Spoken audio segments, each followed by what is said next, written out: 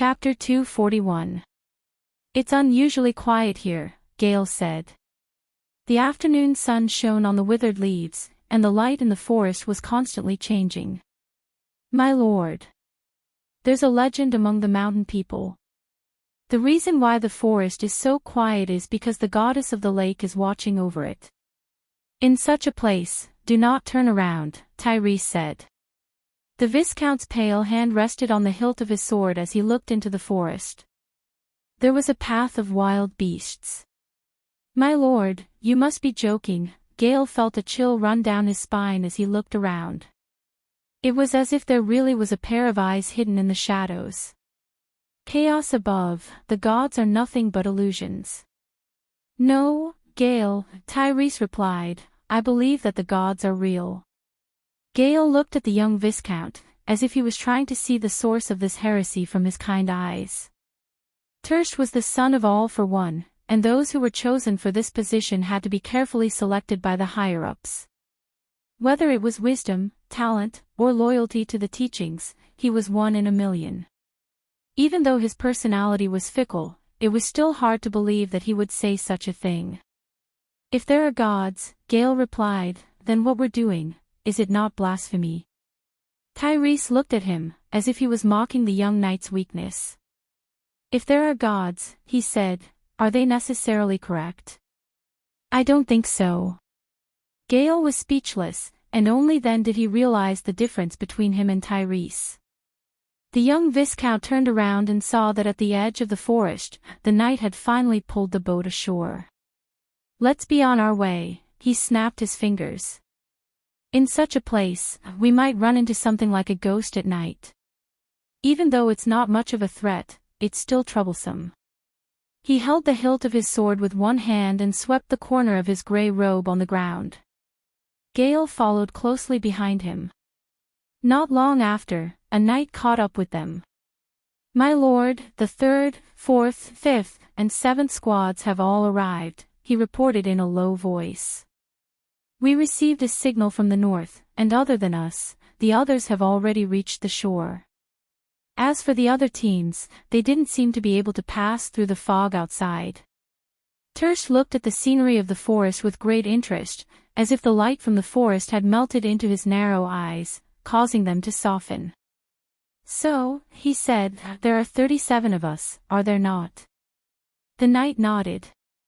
37 silver tears, including me, he pointed at himself, should be enough to deal with a knight of the lake. If the information is correct, Gale didn't answer. Terst turned around when he heard the rustling of footsteps in the forest. Gale's hand was still tightly gripping the hilt of his long sword, his nose hissing. How big is this island, my lord? He asked. Are you scared? Terst asked. Gale, the fisherman said that the Knight of the Lake will not appear outside White Mountain. Gale took a deep breath and released his hand stiffly. I'm sorry, my lord.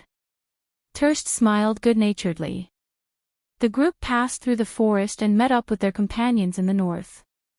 They arrived at the holy white rock before the sun set in the afternoon. The afterglow fell on the white stone walls, dazzling them. The young Viscount placed his hand on the boulder in front of everyone. His slender fingers traced the uneven surface of the boulder, and the rough texture gave him a sense of history. It was as if he had gone back in time, thousands of years ago, to the time when a king came here with his sword and slumbered in this forest. There is a king here, he said, do you know who it is? King Eric? Gale asked. No, Terst shook his head, it's not him. He lowered his hand and walked along the boulder. It didn't take long for them to find a cave that led to the interior of the boulder. Behind the cave was an emerald forest, which the natives called the Forest of Dreams. The young Viscount stopped and asked, is this the place? Yes, my lord, the knight behind him replied, the information said that the Knight of the Lake is in the forest behind us. Then, are you all prepared with your weapons? Everyone patted the swords at their waist. Terst nodded with satisfaction. If that's the case, then follow me. Chaos above. The knight replied. Brando sat in front of his walnut desk and suddenly felt the philosopher's slate tremble slightly. Again. He was slightly surprised. After a moment of confusion, he put down the quill in his hand and took out the philosopher's slate and placed it on the desk beside the letter. The sage slate trembled slightly, as if it had suddenly come to life on the wooden table. But after a while, it calmed down. It did not move. "What's wrong, my lord?" Amandina asked and blinked her eyes. She sat quietly on a high-backed chair beside Brando, and the sunlight shone in from the window. Her posture was elegant, and her neck was as slender as a swan's. Brendel turned back to look at her, lost in thought for a moment. "It's nothing." He used his hand to push the philosopher's slate lightly, but there was still no reaction. "It's probably a low-frequency resonance," Brando thought for a moment. "It's a common occurrence recently." He opened the drawer and placed the philosopher's slate inside. He then took out the quill from the ink bottle, but his train of thought was interrupted and he did not know where to start. Brando rubbed his temples as he felt a headache coming on. "Are you writing a letter to Miss Freya?" Amandina glanced at the letter on the desk. "Yes, my head hurts." Brando replied, "Even though we killed Grodin, the real trouble has only just begun." He raised his head again. "Tell me, Amandina, how should we deal with Count Ranner?" Amandina raised her head and looked at him with a hint of annoyance. "I thought my lord had a plan," she replied. "Why didn't you ask for my opinion when you insisted on doing things your own way?" "If I gave up," Brando smiled, "would you be at ease?" Amandina turned her head away and did not say anything. "Tsundere," Brando thought to himself. He poked the quill on the paper and asked, "By the way, what did you mean when you said those words to the mercenary leader?" "What I meant on the surface." "I don't think so," Brando shook his head. "I understand that you have complaints in your heart, but you and I both know that you're not someone who speaks without thinking, and you shouldn't say so much in front of an outsider." He took the parchment, crumpled it into a ball, and threw it out of the window. "Aren't you smart, Amandina?" "I'm lucky to have a subordinate like you." Amandina looked back at him with a hint of admiration in her eyes. "It was because my lord wanted to subdue the mercenaries," she replied. "That's why I acted on my own accord." "So you don't blame me?" Brando breathed a sigh of relief. "Thank the heavens." "I've never blamed you," Amandina smiled faintly. "I'm just a little angry that you left me behind." She furrowed her brows. "I'm more worried that I won't be able to keep up with my lord's pace. I don't know, maybe there's something deeply rooted in my heart that will lead me further and further away." Brando smiled. "I won't go too far if I have the heart." But he did not say it out loud and took out another piece of parchment. "So you have an idea, Amandina?" he asked. Amandina nodded. "More or less."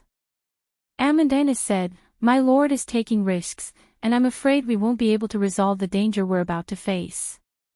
But when it comes to conflicts between nobles, it's best to use a small force to gain a large one. First of all, we need to see if we can find a backer, but I'm afraid we can't rely on traditional means. Our foundation is still shallow, and no one will take the risk of offending Count Ranner.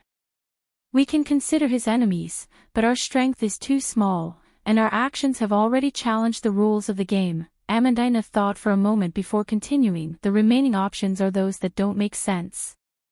For example, the Southern Legion.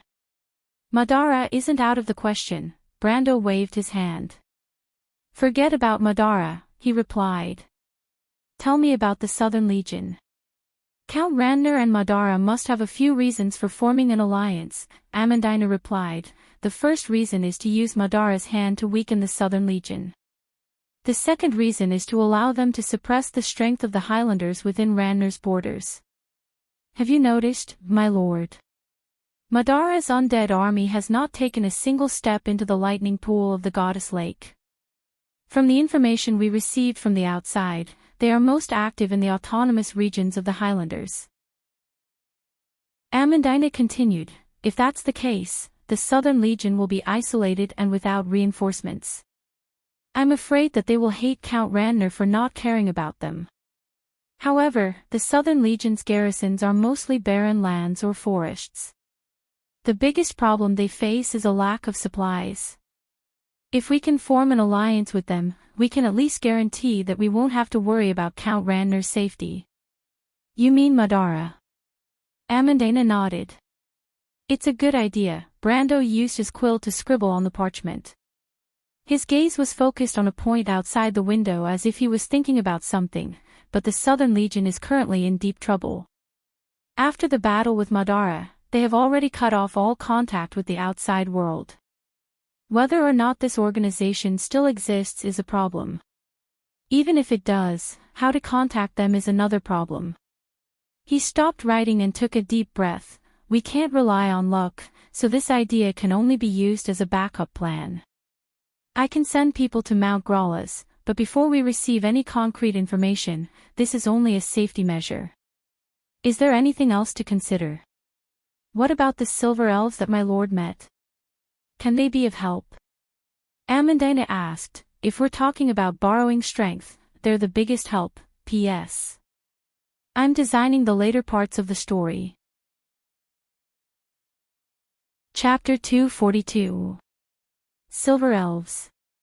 Brando tilted his body and rested his chin on one hand. Of course, but the friendship with the Silver Folk is one of the last cards I can use.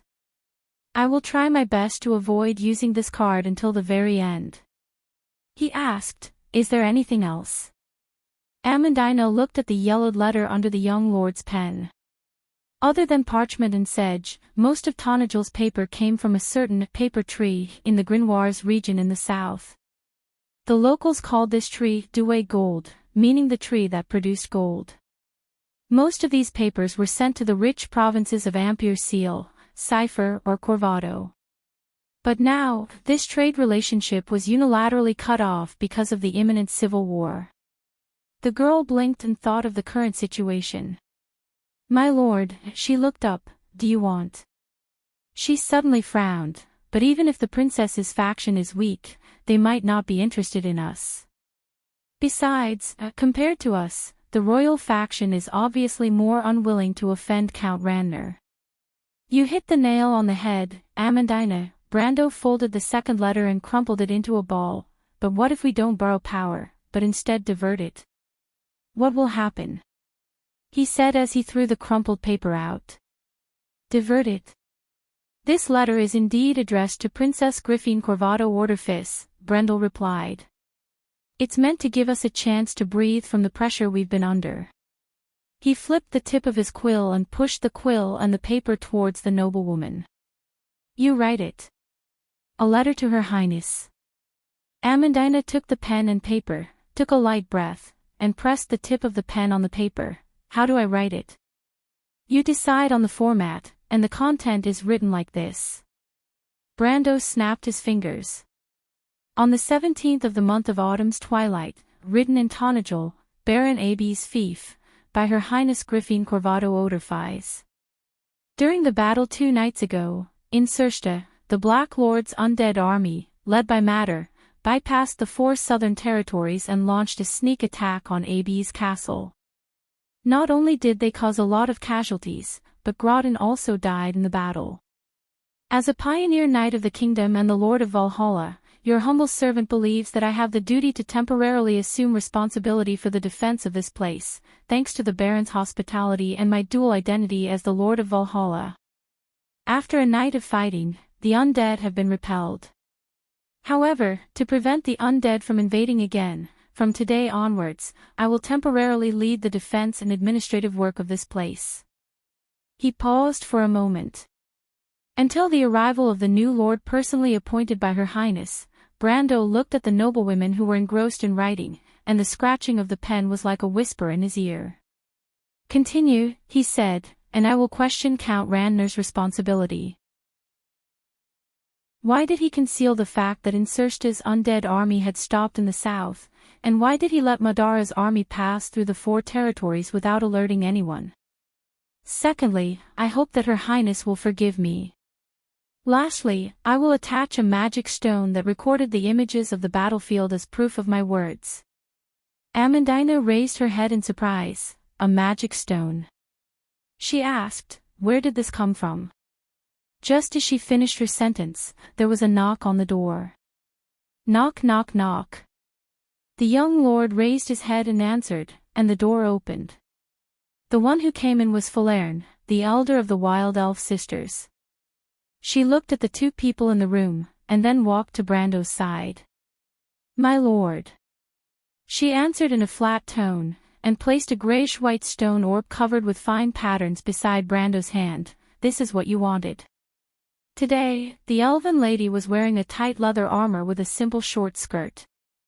Her thin golden hair was tied up behind her head, making her look natural and capable. Are you done with the inspection? Brando asked. Falerne nodded. Amandina recognized that the orb in Falerne's hand was of magic stone. It was a magical item made by the mages of Bjuga, and it was able to record and transmit images. Before the establishment of the Silver Union, the mages and craftsmen had discovered a type of quartz that could record images for a short period of time, 1 or 2 days. However, the silver folk had channeled the quartz into a magic circle to create magic stones that could store images for decades. Magic stones were not rare, but the noblewoman took a closer look at the young man. My liege had prepared everything yesterday, she thought to herself. My liege may be impulsive, but he is not reckless. Brando put away the orb and said to Amandina, with this letter, we will have to see how Princess Griffin Corvado Oderfeis will react. But I believe that Her Highness is a smart person, and I believe that she will make good use of this opportunity. You are familiar with Her Highness. Amandina grasped the crux of the matter with her unique sensitivity, my lord. A girl who can leave the turbulent Corvado alone, sneak back to her own territory, and borrow the power of the royal faction to oppose her brother, is this not mature enough? Brando turned around and answered, Amandina, don't forget that she is not yet 16 years old. He paused for a moment. Even if we take 10,000 steps back, the people around her are not deaf or blind. The royal faction has experienced the power struggle in the palace, and they should be able to see the meaning behind this letter. He took the letter from Amandina's hand and flicked it. The paper made a rustling sound. Count Randner is wavering between the regional faction and the royal faction. Both sides are happy to see a variable like us appear to pressure him, Brando replied, so the key to this letter is not whether what is written in it is true, but how true it can appear. If the royal faction obtains this letter, it will be an opportunity to force Count Randner to take a stand. Choosing to be a pawn is a good choice when we are at a disadvantage, Amandina frowned. But once Count Randner leans towards the royal faction, we will be abandoned. It's not that simple. The young lord shook his head. Count Randner is an old fox, and he is cautious by nature. How can he be easily manipulated by one side? He has an indecisive personality, and once he is pressured, his anger will be replaced by vigilance. This way, at least temporarily, the pressure on us will be relieved. But in the long run, as long as we have time to breathe, there will be variables for us. He waved the letter and answered, in the end, strength determines fate. Amandina glanced at him, but quickly lowered her eyes.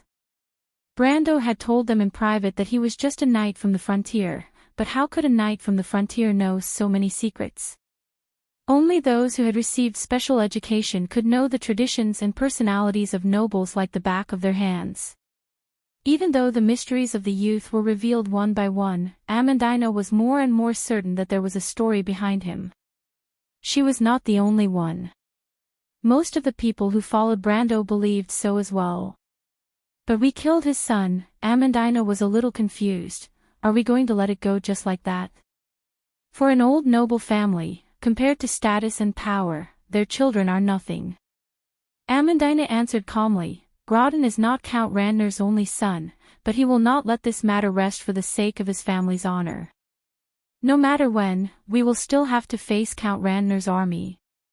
Brando nodded in agreement with Amandina's words. Pawns also need to have value, he replied. we need to show the princess that we can pressure Count Ranner. If we don't even have the ability to stand on our own, no one will be willing to invest in us. Invest in us. It's like a gambler placing a bet. Brando explained, a good gambler doesn't just believe in luck. Amandina and Amandina nodded to show that they understood. But Brando put down the letter and took out another one from the drawer. He said to Amandina, Amandina, make another copy of this letter. Amandina was stunned. This letter is for Reto and the others. We will have to fight Count Ranner and Grodin's retainers soon. The young lord replied, I can only rely on the mercenaries outside, but I don't know if they are reliable or not. He glanced at the door. You know that I don't like to rely on uncertainties, so I need them to give up on their original plans and meet up with me here. Amandina opened the letter and read its contents. A trace of surprise flashed in her eyes. She thought for a moment and suddenly raised her head. How do you plan to deal with the people in the Green Village?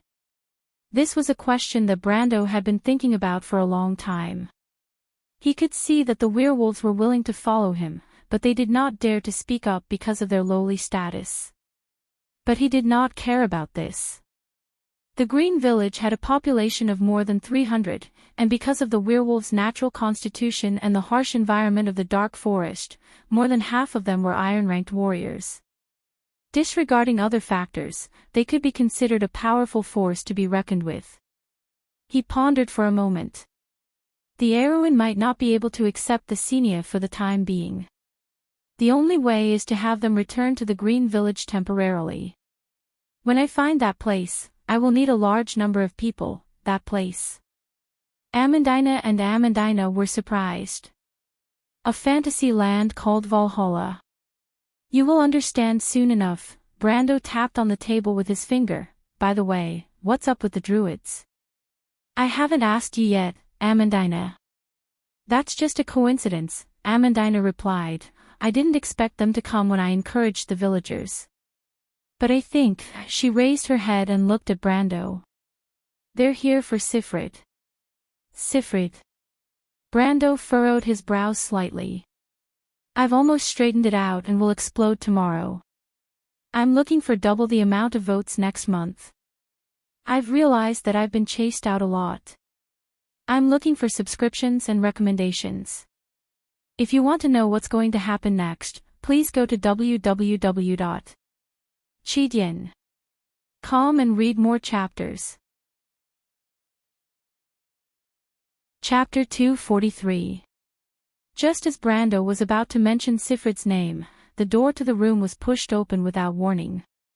The young lord's mouth froze as he felt a little annoyed. Who was so rude? He turned around and saw the most unique of the three faces outside the door. It was a man with dark skin with rocky edges and deep-set eyes. His hair was braided and fell on a bearskin coat. Sir, at this time, you can't. The mercenary who had been forced to retreat into the room stopped abruptly. He turned around and looked at the young lord apologetically. My lord, they. The mercenary who had been forced to retreat into the room stopped abruptly. He turned around and looked at the young lord apologetically. My lord, they. Brando waved his hand, indicating that it was fine. He raised his head and looked at the tall druid standing motionlessly by the door. He recognized the druid's name as Andrew, one of the elders of the Withering Tree Council. The two men behind him were Rend and Ramu, both of them from the younger generation of the Forest Council. The mercenary left the room and closed the door behind him, and the room became quiet. Andrew's eyes were sharp as a hawk's as he looked at the furnishings in the room. Since the battle had just ended, the room was still decorated in the dark red style that Grodin favored. However, there was a pungent smell coming from the thick carpet that made him frown. When the guards left, Amandina stood up angrily. What are you doing? Even though she was petite, she did not back down. How can you just barge in like that? Brando sighed when he heard her words. These beasts really don't know how to interact with humans in a civilized world. He stopped Amandina and looked at Sifrid, who was standing behind the three druids. Every time he looked at the little girl's long green hair that flowed like a waterfall, he could not help but feel a sense of freshness. Sifrid hid behind the three druids who were as tall as a bear and smiled shyly at him. Brando's expression softened a little, and he asked, "So, what's going on here?" He was certain that the druids were here for Sifrid. The druids of the forest were a special force in the Amber Sword. They abided by their agreement with Sifrid and lived in the dark forest beyond the borders of civilization. Other than recording the effects of the magic moon on the animals in the wilderness, they also monitored the growth of the dark forest. Some of the druids had a good relationship with the locals and would occasionally come out of the dark forest to warn the locals of the invasion of monsters. But the druids of the Withering Tree Council did not belong to that group. Something must have happened in the dark forest for them to appear here. What to do with Sifrid? Lord Viscount, Andre replied stiffly, "We have come to take Sifrid away." "What do you mean?" he asked as he looked at Sifrid. But the little girl avoided his eyes, lowered her head and nodded. This made him feel a little strange. "So," Brando looked at the three druids, "what business do you have with me?" "It's like this, my lord," the youth who had been standing behind Andelo interjected. "Even though we have sought the opinion of Miss Sifrid, her father, and the village elder, Miss Sifrid still insists on obtaining my lord's permission before leaving." "Is that so?" Brando lowered his head to look at Sifrid. "That's right," Sifrid whispered, "Brother Brando." The young lord looked at her, then at Andrew's party. He pondered for a moment, and the more he thought about it, the more he felt that something was amiss. "So, what's the matter?" he asked with a frown. "Just tell me." "Miss Sifrid has requested for us to form an alliance with you, my lord." Andrew's light gray eyes fell on Erwin's body, as if he was sizing up a certain part of Erwin's old nobility system. He said, "Because it said that you got into trouble in order to save her." Andrew's stiff Curlut's language was rather forceful. "We've considered it, and it's not unacceptable, but there are a few conditions." "Wait," Brendel frowned and waved his hand to interrupt them, "I'm not interested in human trafficking. You better tell me what's going on from the beginning to the end." The room fell silent, and Amandina and Falern turned their heads to look at him. The three druids looked at each other, and Andrew spoke up, "Very well, my lord. The reason why the three of us left the forest is because of the saint's prophecy." Brando raised his eyebrows slightly, but he continued to listen patiently. The druid elder continued, "The prophecy mentioned that a little girl will inherit Lady Sifrid's will, and will be born in this land." He paused for a moment. "And we believe that this little girl is Sifrid." Apocalypse. Brando nodded. In the world of Wond, even though the gods were incarnated into the laws of nature, they still had the power to influence the world. When this power interfered with the history of mortals, an oracle would be sent down. This was the prophecy of the saint. But when he looked at Sifrid, the first thing that came to his mind was whether the druids were lying to him. A druid would never joke about the name of the forest god, unless they were impostors. But of course, they were not impostors. The druid's magic could not escape Brando's eyes. This news surprised him. If Sifrid was born because of the saint's will, then she was not a chosen. Brando then thought of Grodin's actions against Sifrid. Perhaps the undead of Madara had received some sort of revelation from this prophecy. Furthermore, the Baron might have also received this information from the skeletons. If that was the case, then the previous mystery could be explained. It seems that the relationship between Count Randner and Madara isn't as simple as just using each other. Based on this prophecy, there's a possibility of a deeper alliance between them. But if the prophecy involves the druids and Madara's undead at the same time, then it might not be as simple as Naya. Brando could not help but think that the forest goddess and the undead were enemies, and Madara was under the protection of the darkness dragon. In this way, things became complicated. "How can you be sure that the person mentioned in the prophecy," Brando asked seriously, "is Sifrid?" "My lord, we have the means to confirm it." Reed replied. Means. Andrew nodded and immediately bowed to Sifrit. Miss Sifrit, can you please turn around? The tall druid bowed down to a little girl who was less than half his height, looking like a clumsy bear.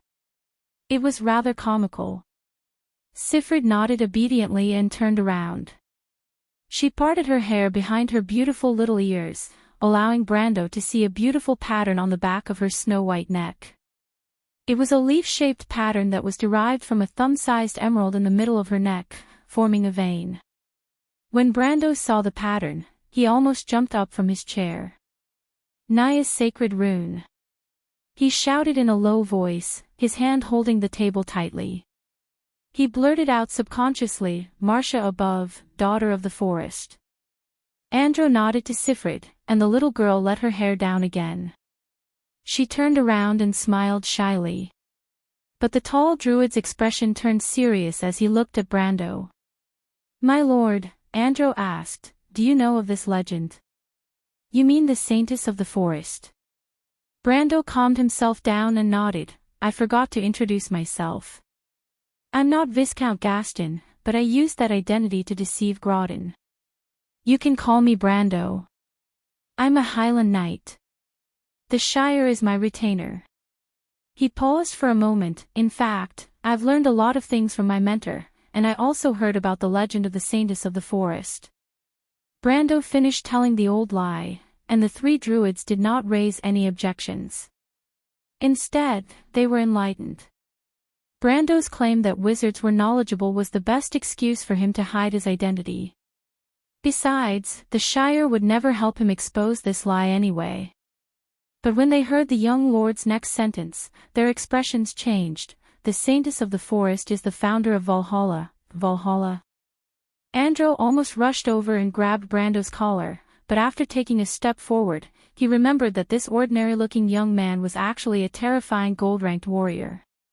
He paused for a moment and asked, My lord, you said that Valhalla is related to the saintess of the forest. The fantasy country that only exists in legends? You don't know about it. Brando was surprised. The saintess of the forest was Naya's chosen one, the daughter of the forest. She was the only inheritor of the bloodline of Valhalla, and she had a considerable connection with this group of druids. He found it hard to believe that they did not know anything about it. But he still shook his head. Valhalla does not only exist in legends. On the contrary, it has always existed in this forest. But I'm curious. You have been living in this forest all this time, and yet you don't know anything about it. The druids looked at each other and whispered to each other for a while before they calmed down.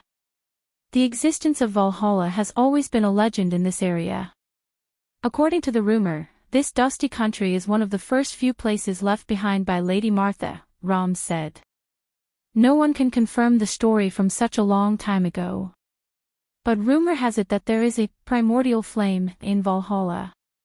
If it can be reignited, the Black Forest south of Tonajol will become a place of order. He could not help but gulp. In this way, the druids of the Deadwood Council, who have been guarding the land for generations, can finally come to an end, and we can also answer to Lady Naya. So, Brando glanced at them. This is the meaning of the apocalypse. 1. Goddess of the forest. 2. A kind of wilderness.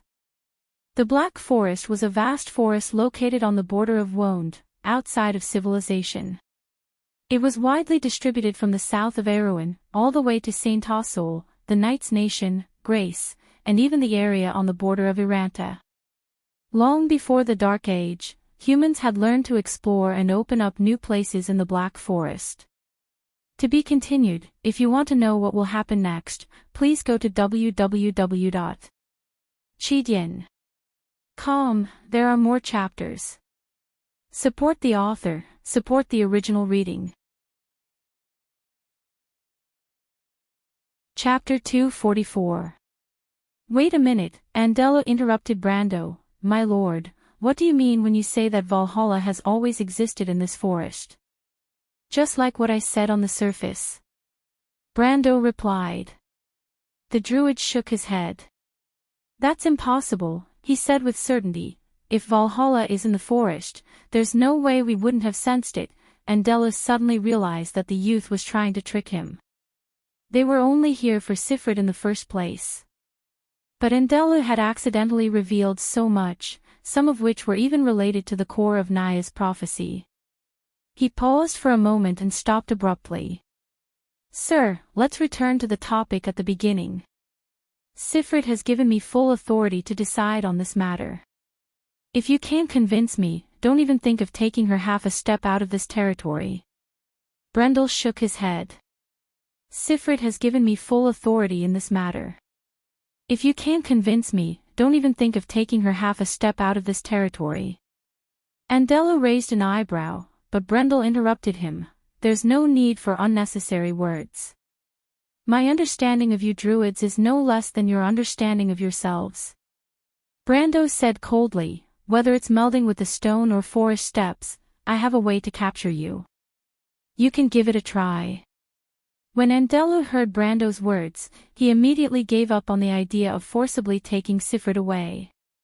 Mortals had a very shallow understanding of druids, but this young man in front of him was obviously an exception. If he knew what he was thinking, it would not be an empty threat. He hesitated for a moment before replying, Then my lord, what do you mean? We have already made our words clear, and I believe that you can trust us. We swear in Naya's name that we have no intention of harming Miss Sifrit. We are only taking her to complete the necessary ritual to become a druid. You don't want to ignite the fire seed of Valhalla? Brando asked. The three druids were stunned. What are you trying to say, my lord? The youth called Rend, who was standing behind Andela, finally spoke up. Of course we want to ignite the fire seed of Valhalla. This is one of our main objectives in the Dark Forest. The druids also believe in Lady Martha, and this is a promise that we have always kept. He replied, But forgive me for being blunt, my lord, but I don't quite understand what you mean. My meaning is simple, Brando replied. Valhalla has always existed in the Dark Forest. He looked at Sifrit and suddenly realized something. I understand now. You must have misunderstood something. The fire seed of Valhalla. The saintess of the forest did not mean igniting the fire seed, but activating a part of Valhalla's ability. The young man paused for a moment and leaned back on the chair with a playful look on his face. He crossed his fingers and said, Let's make a deal. What deal? Help me find Valhalla, and I'll light the fire seed for you, Brendel said slowly. So you can become the Lord of Valhalla as a Knight of Valhalla. Andrew glanced at the young man and realized for the first time what he was thinking. Actually, this suggestion is not impossible. We druids have no desire for power. However, he changed the topic and replied, I still want to say it again. Valhalla is not in the forest. It is just a legend. Brando shook his head. All right, let's put it another way. I don't want you to help me find Valhalla. I want you to go deep into the Dark Forest and help me find some ruins. Ruins? There are ruins in the Dark Forest. Ren suddenly whispered, Elder, the ruins we found last time in the Loop of Wind. Are you sure that the ruins are Valhalla? Andrew suddenly reacted and glared at Brendel, questioning, Are you sure the ruins are Valhalla? I've seen it with my own eyes, and it's just a pile of rubble. Humans have ventured deep into the Dark Forest several times, and it's normal for them to leave behind ruins. But we've already searched the area thoroughly, and we didn't find anything related to the fire seed. Brando listened and checked in his mind. He asked, The Loop of Wind you speak of, is it the monsoon path around the Kalanga Mountains? The druid elder was startled for a moment, and then nodded. Then it's correct. Brando replied with certainty. He knew that Valhalla was built on the monsoon path around the Kalanga Mountains, so the abundant rain from the Dead Moon Sea in the summer allowed the crops in the territory to flourish. But this wasn't the key point. Brando suppressed his excitement. How long ago did you find the ruins? Andela was infected by his seriousness, and couldn't help but become serious, about 3 years ago. Can you still confirm the direction? It's hard to say, Andela shook his head. In fact, it was an accident that we found the ruins.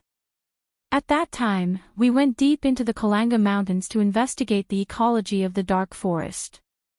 If we want to find the place now, I'm afraid we'll have to send out another expedition team to confirm it. But with the general direction, it won't take much time. He raised his head. Does my lord want to go with us? Brando shook his head. No, I don't have the time now. He replied, this deal is done. Send someone to find the place, and inform me immediately once there's definite news. He looked at the 3 druids. This deal was in his favor, but Brando knew that the druids didn't consider it that way. These people who lived in the dark forest didn't care about fame and wealth, and to deal with them, one had to understand what they were interested in. And the fire seed of Valhalla was an irresistible temptation to these druids. Andelo and the 2 youths behind him nodded as expected. In their eyes, Brando's proposal was also beneficial to them. Amandina had been listening to their conversation since the beginning, and she found it difficult to interrupt. But she finally found a chance to speak. When Andelo agreed to Brando's proposal, she immediately opened her mouth. You took Sifrit away, but her relatives in the Green Village are all in the Baron of Abes. Have you not considered the possibility that Count Randner's vengeance will descend upon us at any time? Andrew glanced at the noble's daughter. Her words made him frown. Don't worry, my lord. When I return to the council, you will receive the druid's aid. But like we said before, we have a condition. Brando looked at Sifrid, and the latter nodded. Speak. He said. Our duty is only to protect your forces in the Ferber barony, the druid said as he looked at the young man. It was as if he could see the ambition in the young man's eyes. He knew that the young man's intentions were far beyond that. But he did not want the druids to be tied to Brando's war chariot, so he reminded him, other than this, we will not provide any more help. He was waiting for the expected bargaining, but Brando nodded instead. The druids have always been neutral. I'm satisfied that you can say so. Let's leave it at that. He thought for a moment and added, but there's one more thing. The area of protection includes Valhalla. Andela was stunned for a moment before he nodded, of course. Brando was laughing in his heart. These fellows must have been stupid after staying in the forest for so long. Even though he was much more experienced than Grodin, he was still only at this level. The druids were able to predict his plan, but they neglected the ambitions of the other nobles. Just like Tanagel's current situation. Count Randner would not let this matter rest, and war was inevitable. Moreover, even if the war ended, the other nobles would still covet Valhalla's legendary territory. The greed of the human heart was endless, and it was only a matter of time before they boarded the war chariot. Brando knew that he had to save the crumbling Erewhon from the fate of destruction. In order to fight against the great inertia of history, he had to obtain more help. Tanagel's druids were an opportunity, and a part of his plan. This was a step forward, and no matter how big or small it was, history would change forever. But he stopped and looked at Sifrid. Sifrid, becoming a druid is not an easy task. Even though you are the chosen one of Goddess Nia, a person's fate is still in their own hands. Even if you stay here, you can still learn a lot. He paused for a moment, and his voice became gentler. So you still want to go with Andelu and the others? His words made everyone look at him in surprise, especially Andelu and the others. In their minds, Brando was no different from the other nobles in Erewhon, but at this moment, there was a slight change in their view. Sifrid hesitated for a moment, but eventually nodded her head. I want to go, Brother Brando. She replied. Why? Falern looked at the 3 of them suspiciously. She did not understand the druids as well as Brendel did, and she was furious at him for handing over Sifrid, but she could not refute him due to her status. Isn't it good for you to be here, Sifrid? Why do you want to go to the forest? Sifrid raised her head and looked at Amandina. Because of Sister Amandina. She answered seriously. Me? Amandina was surprised. Sister Amandina and father said that it is impossible to not rely on yourself. Sifrid replied in a crisp voice. Brother Brando is very good to me, but I can't accept it with a clear conscience. Uncle Andelus said that when I become a druid, I'll have the same abilities as them. She paused for a moment to catch her breath. At that time, I'll have the ability to protect the villagers. Brando's gaze softened. Well said. He replied. To be continued. If you want to know what will happen next, please go to www.chidian.com to read more chapters. Support the author, support the original reading. Chapter 245. Brando walked to Sifrid's side and placed his hand on her shoulder. Sifrid is a sensible child. He raised his head and looked at the tall druid elder. I treat her as my own sister, and I'm entrusting her to you according to her wishes. As for whether or not she can become a citizen of the forest, Invaunt, another name for druids, I don't care, but I ask that you must ensure her safety. He paused, and his tone became more serious. Can you do it? Andella nodded. There's no need for you to say it, my lord. Thank you, Brother Brando. Sifrid held on to the corner of her clothes with both of her hands and replied obediently. Brando smiled faintly and patted her forehead. The little girl's seriousness and sensibility were naturally lovable no matter where she went, but Brando did not mind her request to form an alliance with the druids. He could see that Andella was unwilling at first, but since they had Valhalla as a connection, it was only natural for them to form an alliance. He turned to Amandina and said, Amandina, bring Sifrid to prepare the things we need for the journey.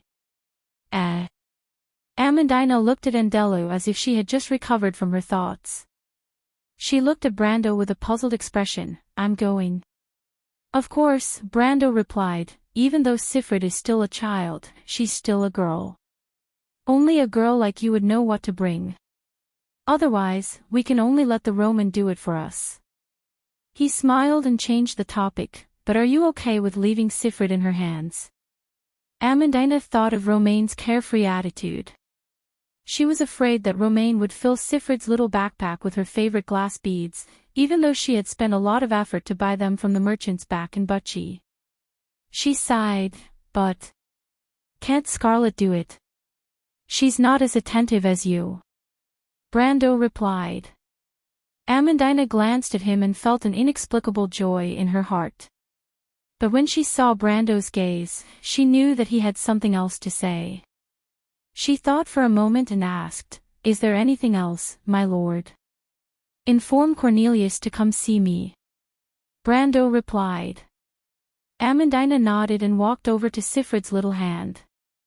She took the little girl's hand and led her out of the door and closed it behind her.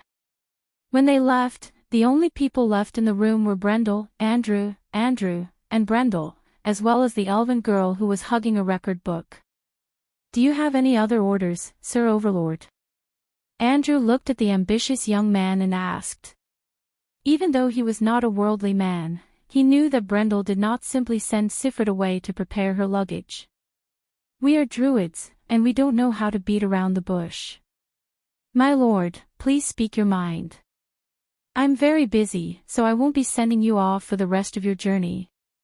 Brando replied, I do have some things to say.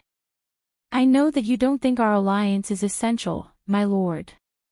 Rant, who was behind Andrew, frowned and interrupted him. But he immediately saw Brando waving at him. Wait for me to finish. Brando opened his mouth. I know the druid's attitude towards the dark forest, and I also know the agreement between you and Naya. This is your tradition, but I also have something to tell you. The power of chaos is very strong. You're a member of All for One. Andella's eyes turned cold. Silver Sky Snake. Tree herders, or sheep's head cultists. I thought you would put the tree herders at the front. The druid snorted coldly. Neither. But Brando shook his head. Those people you're talking about are all my enemies. But the enemy of my enemy is not necessarily my friend. Indeed, the young suzerain said without hesitation. But you and I both know that this era is coming to an end, and the demon moon is about to reach its peak. The last magic tide ended the era of chaos, and no one knows what will happen this time. In such an environment, it is no different from a fantasy for you to suppress the growth of the dark forest. So what? I know much more about the dark forest than you do. Andelo crossed his arms and looked at the young man with extreme suspicion. They were people who had dealt with the dark forest all their lives, but now a stranger told them that he knew more about the forest than they did. This feeling was even more ridiculous than showing one slight skill in front of an expert. It was simply arrogance for no reason. Brando just smiled. It doesn't matter if you don't believe it. Think back, before the era of chaos, the area of Wound was less than a quarter of what it is today. Who opened up such a vast territory and turned the thorny dark forest into the land of civilization today? Andelo was a little proud. It was the druids. Brando still shook his head. To be exact, it was the ancient druids of the Ring of the World. After the fall of the Tower of Babel, the dark dragon scattered the druids in the wilderness, and the Ring of the World was divided into the tree herders and the orthodox druids today. He paused. I don't need to say this, do I? My lord is indeed knowledgeable. No, it's just that we have something in common. Brendel sighed deliberately. Ever since the fall of the Tower of Babel, there has been a rift between the ancient magic system and the modern magic system. Both the druids and the wizards are looking for the ancient heritage, but I happen to know a member of the dragon clan, and I happen to know some of the doctrines of the druids. You know ancient magic. Andela's eyes flashed and became sharp. He knew that the only known golden tribe in this world was the dragon clan. Dragons were also the only existences that understood ancient string magic. Although druid magic was an even more mysterious type of runic magic, mysterious knowledge was often shared. Moreover, since Brando said so, he must have some hidden meaning. If he still didn't understand, he would be a real fool. Immerse. Brando almost finished the incantation word by word. Have you heard of the Seed of Life? He raised his head and asked. You should understand the meaning of this sentence. The three druids' faces suddenly changed. The Seed of Life that Brando spoke of was the seed of the elven tree. The tree herders often transformed this thing into the golden demon tree, but the sacred tree of life was the only tree they found that could effectively transform the dark forest. It was just that the tree of life was originally rare, and other than artificial cultivation, they could only look for the ancient heritage in the ruins. After all, it was an ancient heritage. They all heard that the passage that Brando recited was a transformation incantation. The core rune was Im, which represented the earth. It was very likely that it was the language of nature of the ancient druid magic. Legend said that it could directly purify the dark forest completely and save it from the erosion of magic. However, that kind of magic had not existed in this world for more than 1,000 years, if not for some records in the ancient books. At most, the three of them could only hear that the incantation had some connection with druid magic. Andela looked at Brando with a complicated expression, language of nature. Brando nodded. My lord, you know this spell. Are you a druid? Brando shook his head. In fact, he was not unfamiliar with this thing, because the incantation was written on the ancient slate. In the later stages of the game, almost every player more or less knew something about it. However, just knowing it was not enough to use it, because the only thing that supported this incantation was the ancient slate. The wizard war later broke out because of this reason. Simply put, this was a gimmick. It looked beautiful, but it was actually worthless. However, it was enough to attract the attention of these druids. As expected, Andela frowned. What does that mean? Simply put, I am also interested in the dark forest, Brando replied. However, the stronger the order, the stronger the resistance from the chaos. Therefore, fighting alone is not the best way to solve the problem. As he spoke, he picked up a candle from the table. Druids are used to solving problems from the perspective of the world and the laws of nature, but the goddess of the forest has actually pointed out another path for you. What path? Andelo asked. Brando carefully used scissors to cut off a forked part of the candle's wick and then lit it. He looked up and said, "That is to borrow the power of others." He replied, "Since the year of chaos, other than the limited traditional model of the church, pioneer knight, the civilization has rarely expanded the scope of the guarded lands. However, because of the lack of territory and the erosion of magic, the wars between the civilizations have increased day by day." He paused and changed the topic. "However, I intend to open up a new model to end all of this. Even if it's just a trial." The young lord smiled slightly. "However, I am very confident. I just don't know if you are interested." Andela lowered his head and pondered for a moment. "My lord, you can just say it." "What I mean is," Brando said as he picked up the envelope on the table. He tilted the candle slightly and let the hot wax drip on the envelope.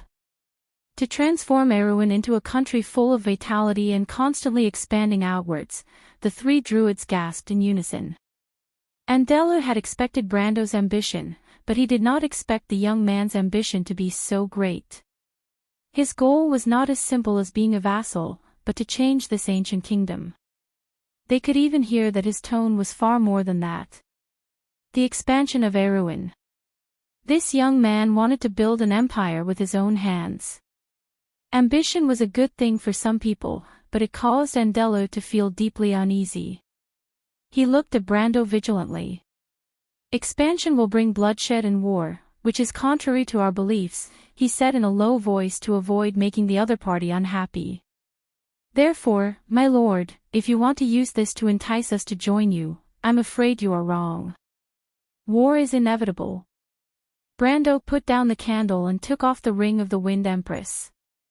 "However, for me, war is a means to protect myself. Because I'm afraid you have misunderstood the meaning of expansion." "Wait, you mean?" Andelo interrupted him in disbelief. Brando nodded seriously. "The expansion I'm talking about is the barbarian lands." He pressed the ring of the Wind Empress on the wax and then raised it. "Using the power of the country, we will open up new territories in the barbarian lands. If you want to know what will happen next, please go to www.chidien.com. There are more chapters. Support the author. Support the original reading. Chapter 246. The expansion I'm talking about is aimed at the wilderness. Using the power of the kingdom, we can open up new territories in the wilderness. Brando replied, pausing between each word. Then he stopped what he was doing and looked up at Andrew, who was looking at him with a complicated expression. The druid elder took a light breath, but he still did not believe it. "But the law of nature is a cycle, and as the lord of a land, you can make things simple. But it's like a force, where there's oppression, there's resistance. You pushing all this with your own power may be a good thing for the world of order, but others may not agree." The elder paused and changed his way of answering. "Opening up the borders of civilization is a dangerous and difficult thing, especially in this day and age. My lord, will you take the risk of being opposed by the majority to push all this? It's actually not that difficult. Profit will always drive people to act." Brando replied. He could not help but think that this was just like how gold and silver drove the Portuguese and the Spanish to fight to go out to sea. He was just repeating the path that Prince Enrique had taken. Besides the Holy Cathedral, he was probably the only one who knew how much value there was in the wilderness. It was just that the Holy Cathedral had to measure the ratio of investment to return, and he had a ready-made example. The return from the wilderness will naturally be the motivation for Erwin to move forward. And people are always forgetful. When there's gold in hand, only a few people will see the risks that come with it. The young lord replied, not to mention, when the majority of people's lives improve, they will not want to go back to the past. You're so sure that investment will produce returns, and that not making ends meet is a common thing. Andrew retorted, once there's a setback at the beginning of the plan, it will be a devastating blow to your entire plan. Brando laughed in his heart. The fact that they were already thinking on his side meant that he had convinced them. After all, this was an innate temptation for druids, and it was almost irresistible. That's why I need you, in addition to my experience, he replied, a thorough plan with a bit of luck. Everything has its risks. You can see that individuals often fail because they lack a strong support behind them. This support is the support of the territory, the lord, and even the entire kingdom. Brando thought to himself. In fact, some great lords would occasionally take the initiative to explore new territories. However, with so many enemies, no one dared to invest too much in unknown territory. As a result, this kind of investment was usually a one-time thing that never returned. Over time, apart from the true gamblers, no one was interested in the wilderness anymore. However, this was also because most people did not have a clear understanding of the wilderness. However, he had an advantage, and that was that he knew that his investment would definitely yield returns. This was the advantage of experience. Andrew was silent for a moment before he finally nodded. All right, my lord, you've convinced me. If you can really do all this, what do you need us to do? It's not what I need you to do, Brando replied. It's just that you have to protect the fruits of your labor. You'll understand. In this world, I'm not the only one with ambition. You haven't really seen the greed of other lords. The elder druid nodded. I understand, he replied. I have to say, my lord, you're the best lobbyist I've ever seen. Brendel smiled faintly. He picked up the 2 letters from the table and said, there's one last thing I need to ask of you. Speak. Andrew took a deep breath. Brando's words had even made him a little excited. If he could really do it, then the changes to the entire world of order would be earth-shattering. If the merciful King Eric was the greatest pioneer after the Year of Chaos, then this young man would probably dominate the history of the next era.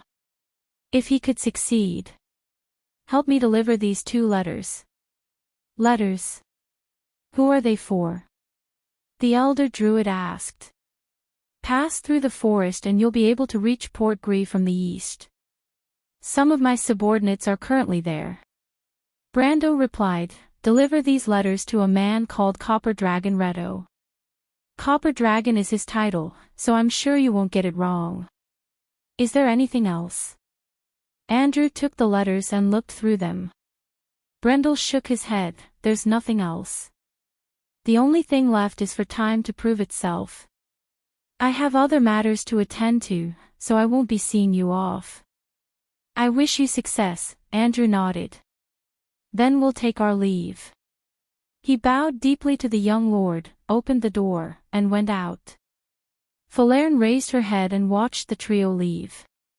She turned around and asked, my lord, are you going to deliver the letters to them as well? Even though she knew that Brando was a meticulous person, she still couldn't help but feel uneasy when it came to strangers. She didn't understand why Brando would trust 3 people he had never met before. Not only did he entrust Sifrid to them, he even entrusted them with a matter of life and death. Even if the other party was a druid, what if this identity was fake?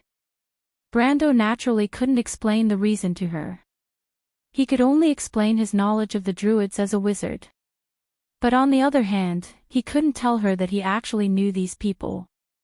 Where did he meet them? That was more than 10 years later. After the Sacred Stone Conference, he spent a long time raising his prestige in the Witherwood Council. It was all for the sake of clearing the Valhalla ruins. In that era, Grodin was long gone. It was the era when Aween was at its strongest after its resurgence. No one would believe it except for a lunatic. He thought for a moment and replied, Copper Dragon Reto has always been in contact with Freya. It shouldn't be too troublesome to deliver a letter to her. Amandina glared at him. You know that's not what I'm talking about. She snapped, my lord. Brando smiled. Of course I know what you're talking about, Miss Elf. But you have to admit that I know the druids better than you do. Trust me, they're telling the truth. The prophecy of the forest should have appeared a long time ago. The druids' respect for Naya is far beyond what you can imagine. Delivering a letter for me is just a casual activity. I believe that Andrus will treat this as a test. If you don't put yourself in their shoes, it's hard to understand how important this matter is to them. Brendel thought for a while and added, if you don't put yourself in their shoes and consider their values, it's hard to understand how important this matter is to them. But. No buts, Brendel came up with an excuse. Besides, that's a consideration in itself, and I have a backup plan. A backup plan? Falern looked at him suspiciously. Why didn't she know? The 2 letters that Andrus took away were copied by Amandina. She did not believe that Brando had prepared more. After spending so much time together, she was starting to understand the young man. Of course. Brando could not help but look at Falern, who was expressionless as usual. He paused for a moment and suddenly thought of an idea. How's the inventory? Falern lowered her head and looked at him with a trace of disdain. Why would he interrupt a girl's conversation like this? Moreover, I'm his summoned creature. Even though she looked down on him, she still opened the book in her hand and answered in a straightforward manner, We've checked the granaries. There are about 50,000 bushels of grain stored in the granaries, enough to support the city for 3 to 4 months. However, the warehouse is basically empty. The stones, iron, and wood are far less than what we've recorded. We can't even find out the exact direction of the outflow. It was normal for the warehouse to be empty. With Grodin's ability, it was already a miracle that he did not turn Abies into a black forest. However, the ones who really needed to thank were the druids in the forest, even though they did not know that there were such people in the forest. Brando shook his head. We have to find a way to solve the stone and wood shortage. Abies is not safe right now. The walls that were damaged in the battle 2 days ago must be repaired and reinforced immediately. He could not help but rub his forehead when he thought of this. In the game's Lord mode, resources were quantified. This method of making it convenient for the players had caused him a lot of trouble. For example, in the game, reinforcing a section of the city walls required 2 units of stone and wood. However, how much would 2 units of stone and wood cost in real life? Brando had no idea. It was a pity that even though Amandina was knowledgeable, she was not omniscient. Especially when it came to matters like this, he would have to ask professional masonry or officials for advice. But the crux of the problem was that Ferber lacked both stonemasons and officials. The captains of the garrison were not willing to work for her, and most of them were recruited by Grodin from the mercenaries. They could not answer these professional questions. In fact, they did not know as much as the Nightsong Tiger, although the Nightsong Tiger was not much better than Amandina. Brando felt a headache coming on when he thought of this problem. He shook his head. In short, how much do we have left? Is it enough to repair the walls? Falern looked at him and thought, My lord, didn't you ask for it when you cut the southern gate in half in order to show off? However, she replied with an expressionless face, My lord, to put it simply, we don't have, what? If you want to know more about the future, please go to www.chidien.com. Support the author, support the legal reading. Chapter 247. After listening to Falern's explanation, Brando finally put down the matter at hand and became serious. There are 4 lumber mills and 2 quarries near Abies. How can there not be any reserves? He raised his head, his light brown eyes reflecting Falern's slender figure. Even if there is no reserves, Grimoires and Ranner are the most important provinces in Erewhon, and Tonajol is no exception. As far as I know, there are as many as 7 sawmills in the barony of Ferber alone. Even if we can control 4 of the sawmills near Ferber, it would still be enough to repair and reinforce the city walls within a week. Brendel paused. In the game, the lumber mill's weekly output was 1 unit, and Tonajol's specialty products were doubled. However, that was only in the game, and he was not sure if it was the same in real life. My lord, do you know about this? Falern asked. Of course I do.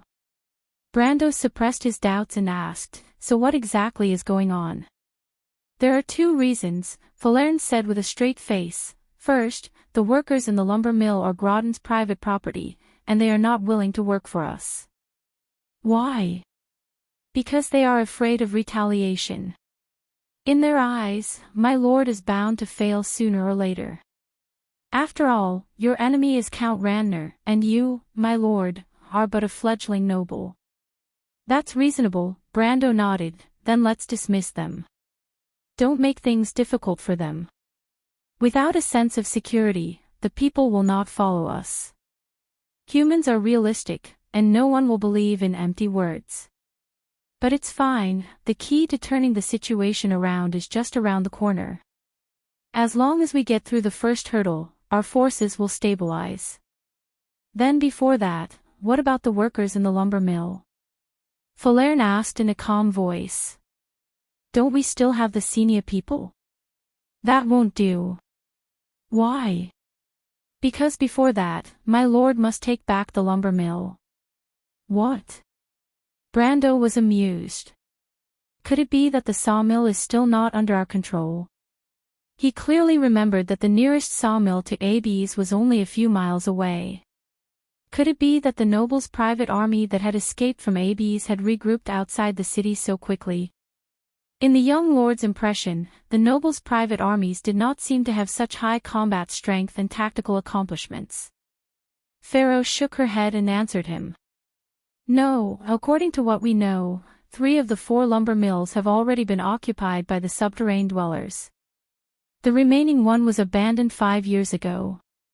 Cavemen? Brando asked, aren't they the residents of the lowest level of the underground world? Don't they live under the Jorgendi Ridge? Legend has it that the various tribes of the underground world are in endless disputes, and at the same time, they are fighting with the demon lords. When did they have the time to come to the surface? There's a crack in the forest that connects Jorgendi Ridge to the surface world. Furlough paused for a moment. Captain guessed that it might be a tribe that fled here during the war. Groton doesn't care about it. Brando was a little depressed. He knocked on the table with his knuckles. That's his property. But he suddenly stopped when he saw the elven girl looking at him with her clear green eyes. Her eyes were clearly saying, who knows what those filthy nobles are thinking. He suddenly realized that even though Groton's lackeys were tyrannical in Ab's, they were a complete mess in terms of combat strength. Even a group of mercenaries led by Brendel could easily defeat them, let alone the subterranean dwellers. In the game, mercenaries were nothing more than miscellaneous weapons in the human world. Even though the subterranean dwellers were the lowest level of residents in Jorgendi Ridge, they were also the first official army of the underground kingdom.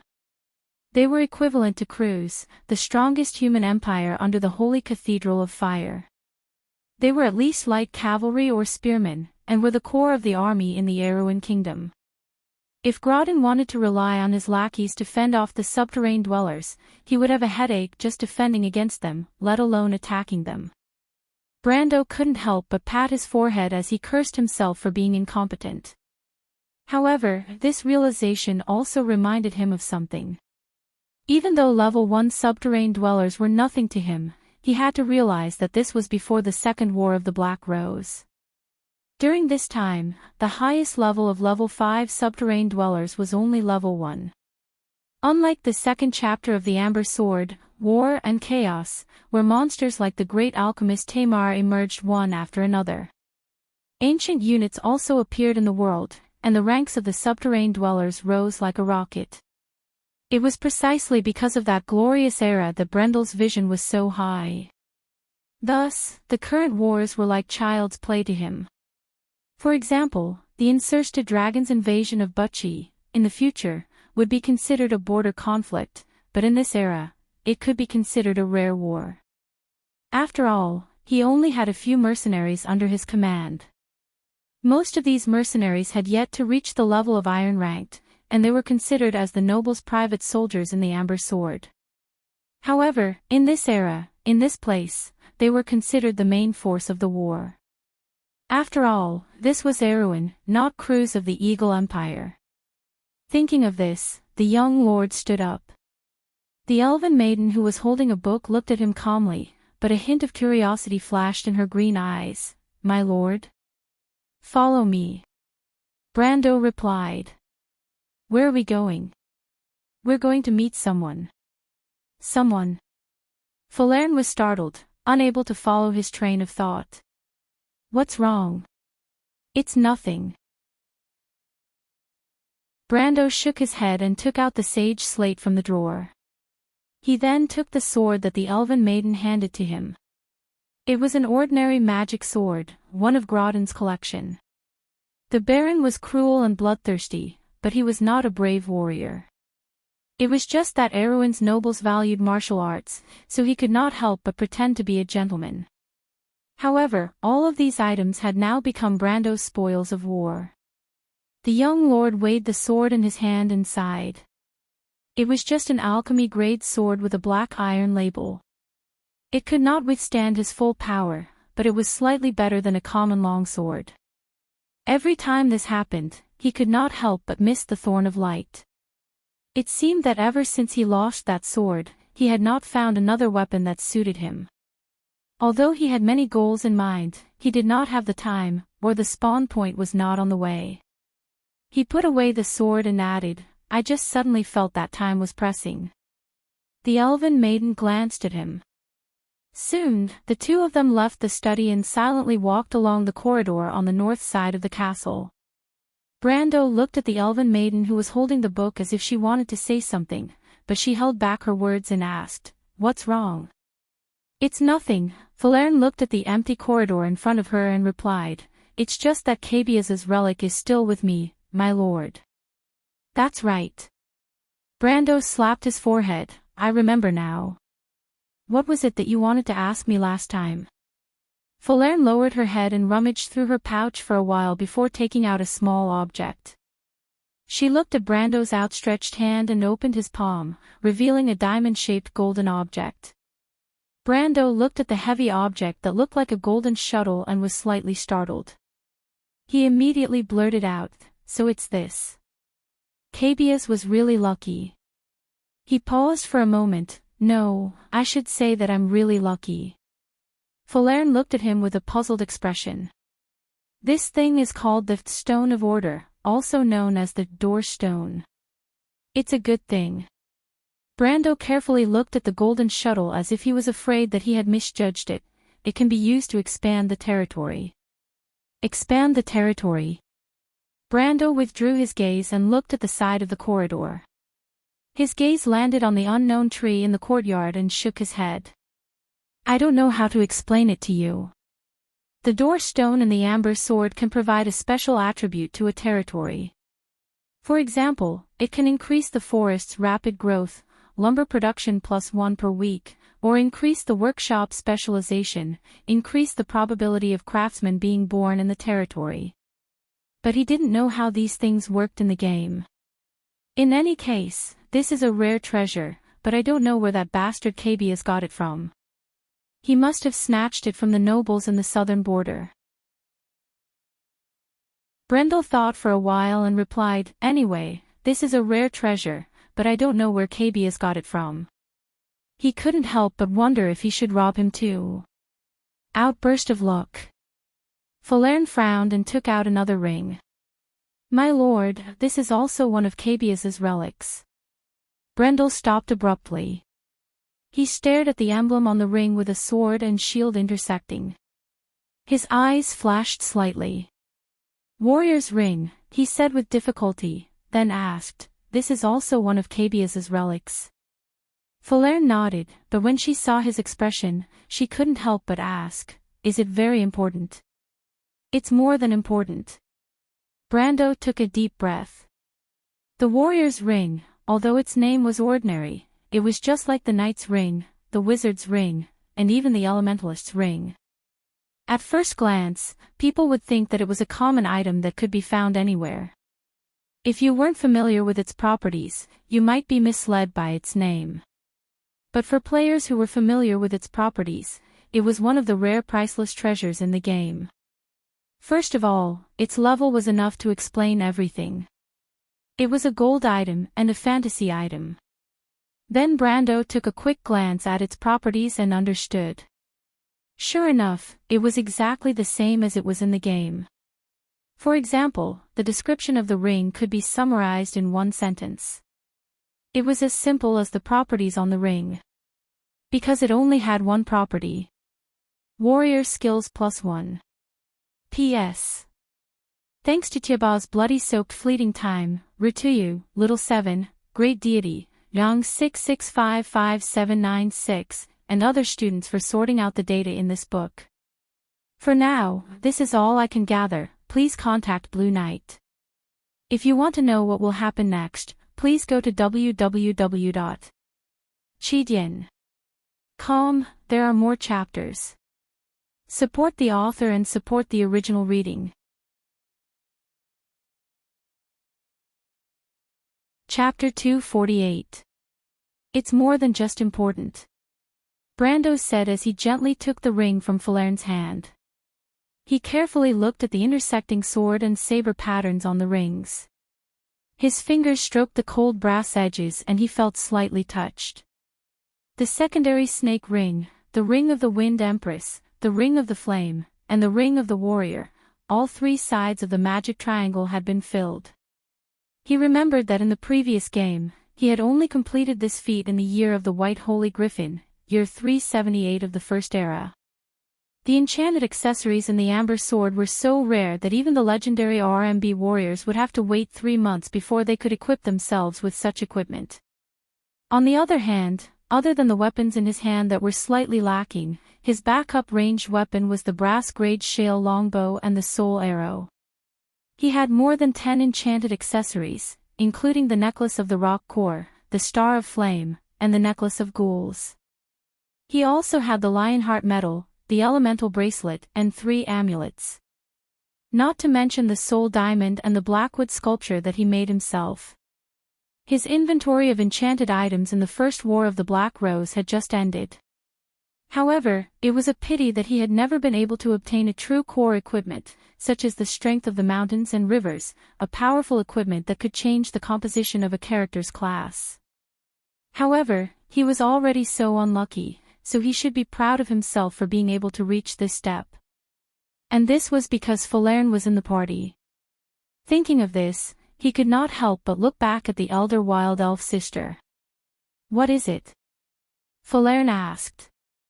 "My lord." Brando shook his head and did not answer. He had already put the ring on his left index finger. After putting on the ring, the data on his retina changed continuously.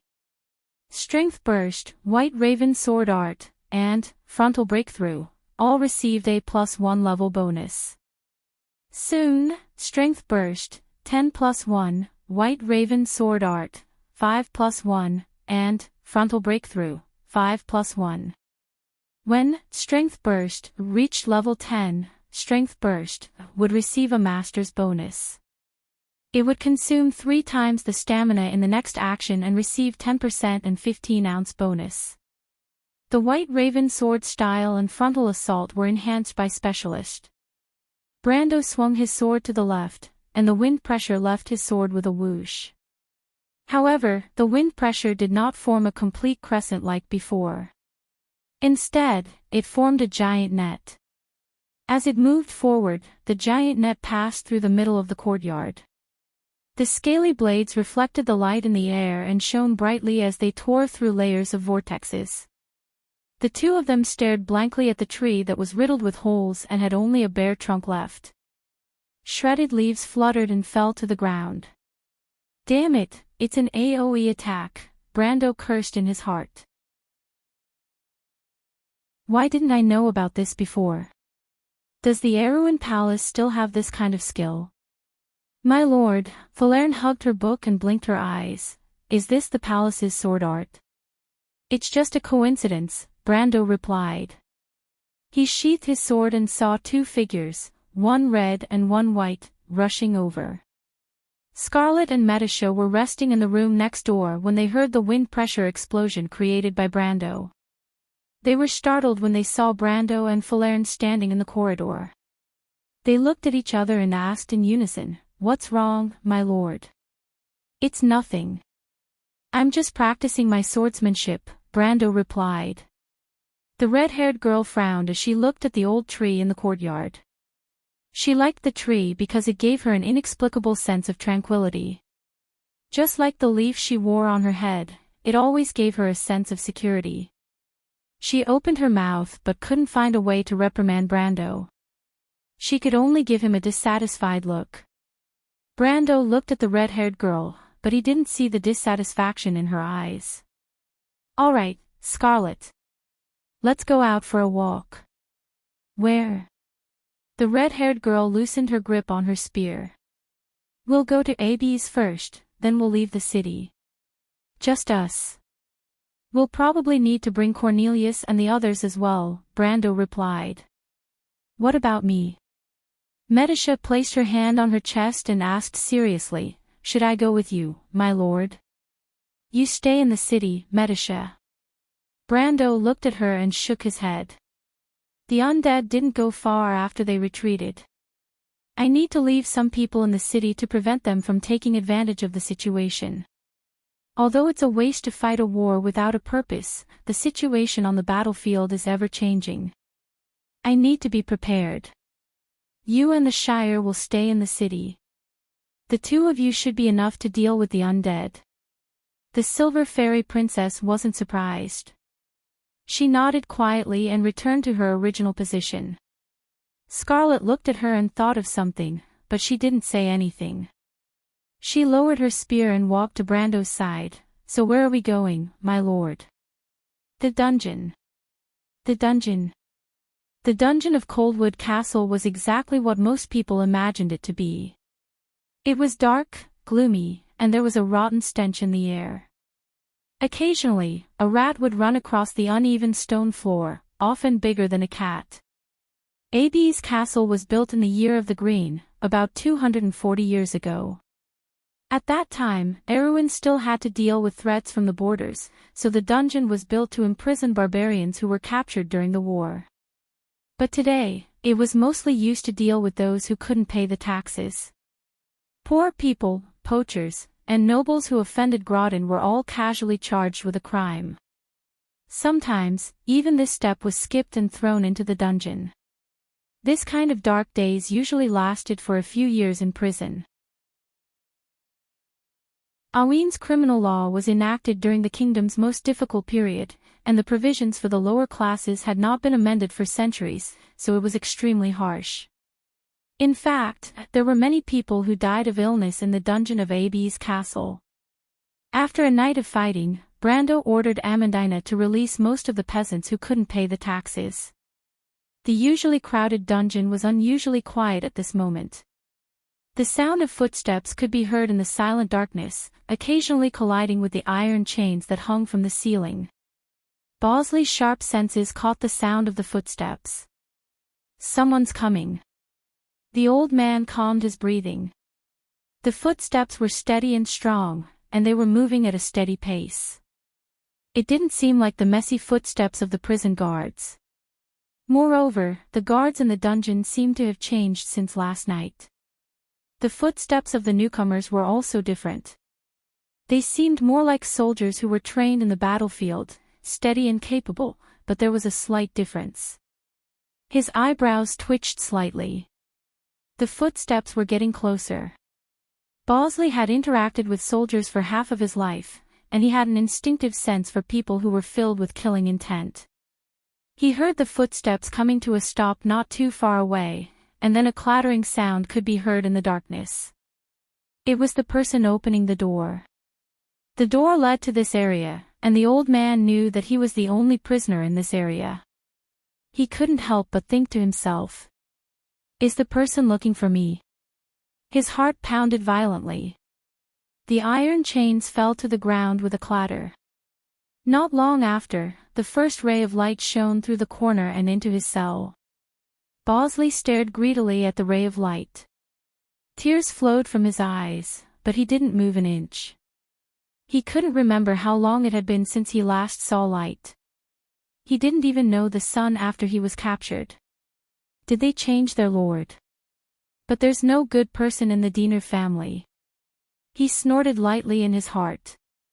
The flickering light from the torch finally shone into his cell. Bosley moved slightly and lowered his head, allowing his messy hair to cover his face. But after a while, he heard the gentle voice of a young man. The voice was like a clap of thunder, and he couldn't help but raise his head. "Bosley Houston, Lord of Jincheng, Royal Faction. Didn't you die during Everton's rebellion?" Bosley raised his head as if he was under a spell. His body was stiff, and his face was pale as he stared at the young man who he had never seen before. The light from the torch in the young man's hand caused him to shrink back, but he couldn't help but ask in a hoarse voice, "Who are you?" Brando wasn't wrong. He was Bosley Houston, Lord of Jincheng. The royal faction suffered a crushing defeat in the last war. Even the leader of the royal faction, the Earth Knight, Duke Everton, was implicated and imprisoned, let alone a small character like Bosley. When he escaped from the capital, he lied that he had died during the night of the rebellion. But because he wasn't an important character in the royal faction, he was able to escape death. After that, he came to the border of the kingdom and concealed his identity, waiting for the day when the royal faction would rise again. He never thought that he would offend Grodin over a small matter and be thrown into this dark prison. He thought that he would spend the rest of his life in this prison because no one would care about a small character like him. However, he never thought that there would be a day when someone in this dark prison would call out his true identity. Even Grodin didn't know his true identity. It wasn't just him. When Brando spoke, even Falerne and Scarlet looked at him in surprise. It was as if this young lord had always given them curious glances. The two girls were puzzled because he seemed to know people everywhere. A person with vast knowledge could be said to have a good memory. Furthermore, he had such a wide range of connections. He was only in his early 20s, and in their eyes, he was close to a monster. Unless it was as Amandina had guessed, there was an unimaginably large family behind him. But Brando only smiled. "It doesn't matter who I am. I'm not part of the royal faction, nor am I part of Duke Arek's people. Furthermore, I have nothing to do with the Randner family." The old man who was sitting cross-legged in the cell like a beggar was slightly startled. He looked at Brendel in confusion. "Then you can think of me as a faction of my own, Grandmaster Bosley." Brando took the water bag from the mercenary behind him and handed it to the old man. "But my goal is the same as yours." The old man looked at him with gratitude. Brando's action made him feel more at ease. He took a sip from the water bag and asked, "What do you mean?" "Erwin of Zhongxing." "Erwin of Zhongxing." Bosley looked at the young man suspiciously. He put down the water bag with his withered hand that resembled a tree branch. "If that's the case, why don't you join the royal faction and help the Covardo royal family?" He suddenly stopped and looked at the young man carefully. "Or, are you on the side of House Cypher?" Brando shook his head. "I have my own position, and I have my own methods. But that's not important. I'm here to ask you to join me. What can an old man like me help you with?" The old man's eyes flashed as he asked sharply. "Grandmaster Bosley, you're Erwin's master craftsman. You're an expert in armor and smithing. Am I right?" Brando asked. You want to raise a private army? Bosley's eyes darkened. Something like that. Dividing Line, Gingxin Juju's latest masterpiece, Thief Chow, book number 1509007. The Three Kingdoms again. However, the main character this time was not Dong Feifei, who had killed many people. Fine, I'll admit it. I love Chow Chow in the Three Kingdoms. I hate Uncle Liu and Sun Zhongmo the most. This book tells the story of Thief Chow. It's not Chow Pai, Chow Ji, or Chow Anmin, it's just like a hot-blooded villain, but I'll try to add in some new material. It's not just about fighting for hegemony. It's actually quite interesting to see one's father become a dragon. It's a bit refreshing. I hope everyone will like this book, like Thief Chow. The rolling waters of the Yangtze River flow to the east, washing away all heroes.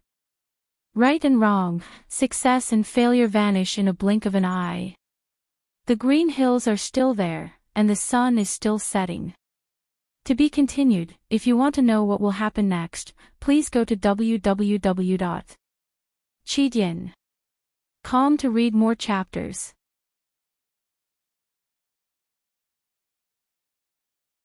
Chapter 249. But I'm a member of the royal faction. The old man shook his head. My lord, do you think I'll agree to this? He raised the water skin in his hand. Or do you think you can convince me with this little bit of kindness? Grandmaster, why don't you let me finish? Brendel replied, different things have different meanings when placed in different situations. Blindly not changing is the path to self-destruction. I'm sure Grandmaster Bosley has personally experienced Sir Everton's lesson. The old man snorted softly. Then tell me, young man. Less than 2 weeks ago, with the support of Queen Anna, the eldest son of the royal family announced his succession, Brando replied. Other than House Cypher, Marquis Kluge of the Thorny Flower and his men are also supporting him.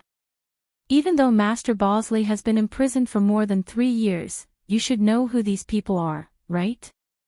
Ah! Bosley exclaimed. How could Kluge be in control of the kingdom? What are Lord Auberbeck and his men doing? He suddenly stopped. What about His Majesty? Brando did not answer and only looked at him. The old man was slightly stunned. His white hair trembled, and the wrinkles on his face deepened. He looked like he had aged 10 years in an instant. How? How could this be? Wouldn't our efforts be in vain? He muttered to himself for a long while, but as someone who had been through a lot, he finally calmed himself down and asked, all right, Lord Auberbeck is definitely not a mediocre person. Tell me, my lord. There must be another reason why they allowed that clown Kluge to take advantage of them, right? Brando nodded. But in his heart, he thought that Marquis Kluge of the Thorny Flower was not a clown. He was one of the core members of All for One. How could he be a mediocre person? But even so, he still narrated the series of events that happened since the War of the Black Rose. From his narration, the meaning of this war became completely different, because at this moment, no one in the entire Aoi knew better than him what kind of earth-shattering changes were happening in the neighboring Kingdom of Darkness. You mean Madara's invasion? Exactly. Bosley's expression turned ugly, and he finally raised his hand to interrupt, so you're saying that everything is related to the Mercury Staff? A glint flashed in the old man's eyes. You're saying that the Mercury Staff has resurfaced? Loki's Mercury Staff? Brando was surprised. He did not expect this master craftsman to know about this. The legend of the Mercury Staff was not widely spread in the human world. Even in the game, Erwin and the other human players only figured out the background story and missions of the Mercury Staff in the second year. You know about this staff? Brando asked, Grandmaster Bosley. Of course. Bosley replied. He suddenly patted the dust off his chest and stood up. Although he was a little unsteady, he still stood up shakily. Not only do I know about the Mercury staff, I also know where the legendary Staff of Darkness came from. Oh. Brando's eyes flashed with a hint of surprise. He had never heard of the origin of the Mercury staff even in the game. He only knew that the first time this divine weapon appeared was in Loki's hands, and after countless years of silence, it reappeared in Madara's land where darkness grew. But as for its history, and whether it once belonged to the god, he had no idea. What surprised him was that he didn't expect there to be an additional plot. However, he didn't know how much this master craftsman knew. There's more than one Mercury scepter. Bosley's words caused Brendel to freeze to the spot as if he was petrified. What? Actually, it's a set of divine artifacts, the master craftsman said calmly. I used to think that it was just a legend. But today, my lord, you said that the Mercury scepter has reappeared in the world. Then, it's very likely that the legend is becoming a reality. So, the next one. He paused for a moment and raised his head to look at the young man. His cloudy eyes seemed to have become unusually bright. The fire scepter. Brando was slightly taken aback. What's that? The doubt in his heart grew. He was confident that he was knowledgeable enough in the game, but he had no idea what the master craftsman was talking about. He did not even have the slightest impression of what it was. It was reasonable to say that once a treasure of this level appeared, it would cause an uproar, just like the Mercury staff. Although Madara kept the news under wraps, it only took a year for it to be confirmed among the players. My lord, have you heard of the legend of the four sages? Of course, Brando nodded, the Flame King Gretel, the Wind Empress Saint Hassel, the High Priest Fanzan, and the Saint Eloranta. How could I not know? Bosley's eyes flashed, as if his gaze had traveled back 1,000 years to the era of the War of the Holy Saints. He said in a nostalgic tone, Gretel, Saint Hassel, Fanzan, and Eloranta had obtained the recognition of the ancient kings in order to defeat the Dark Dragon. He turned back. This is an event recorded in the Cruse's epic poem of creation, the Poem of the Heavens. My lord, you should know about it, right? The four hermits defeated the Emperor in the darkness, Brendel muttered subconsciously. However, he was suddenly startled. In the darkness, under the bright full moon, a pitch-black tower extended into the sky appeared before his eyes. He felt as if he was standing on a vast land, looking up at the endless tower that pierced straight into the clouds. It was as if a sense of insignificance arose spontaneously. He could not help but shake his head to shake the illusion out of his mind, and then his whole person returned to reality. My lord. Scarlet asked softly when she saw the fine beads of sweat on Brando's forehead that glistened under the light of the torch. But Brando shook his head, indicating that there was nothing wrong. He took a deep breath. His heart was vaguely doubtful, but he only asked, I know, and then. Bosley glanced at him. The four hermits took out 4 divine artifacts from the valleys of the ancient kings. They are the Scepter of Flame, Odorfice. Wait, Brando shouted, Odorfice. Isn't that the Flame King Gretel's sword, the full name of the Sword of Flame? When he saw the master craftsman looking at him without moving, he suddenly reacted. He could not help but subconsciously look at the ring of the Wind Empress on his hand. So, the Hydra Ring of the Wind Empress, the divine power of Oramisol, the Holy Spear of the Void, these are. Bosley nodded. The young lord was silent for a moment. How did you know this, Grandmaster Bosley? Bosley looked at him and whispered, My lord, do you think this old man can trust you? Brando paused for a moment, then sighed and nodded, I understand. But Grandmaster Bosley, what do you think of my previous proposal? Before that, I have a question, my lord, Bosley replied, since you know what the Staff of Mercury represents, and that Erwin is walking on the edge of a cliff, why do you have the confidence to revive Erwin? I don't have the confidence, Brando replied without hesitation, but that's not important. After the War of the Black Roses, Erwin's civil war is on the verge of breaking out. But now, I have decided to side with the Corvado royal family. Duke Erek is about to announce his support for the crown prince, and the princess is in a precarious situation. I hope to lend her a helping hand. Even if you call me a member of the royal family, it doesn't matter. Bosley looked at him in confusion. If that's the case, why don't you join us? Don't you understand the principle of strength in numbers? I've said it before, Brando replied. I have my own position, and I have my own way of doing things. Forgive me for being blunt, but I don't quite understand. Bosley shook his head. Mortals have their own motives, but what about you, my lord? My motive. The young lord smiled. My motive is.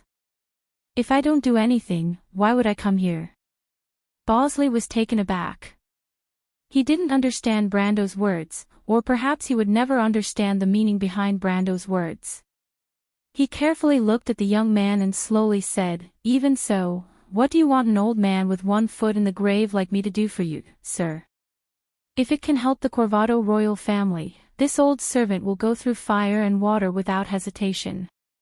But then again, if my lord wants to raise a private army, I'm sure you don't lack a blacksmith like me. He paused for a moment. As far as I know, there are no less than 5 specialized workshops in Abes. As the lord of the kingdom, I'm sure you won't have a headache over such a small matter, right? Brando looked at the stubborn old man and felt a headache coming on. He couldn't understand how the rotten Corvado royal family could still have such loyal subjects.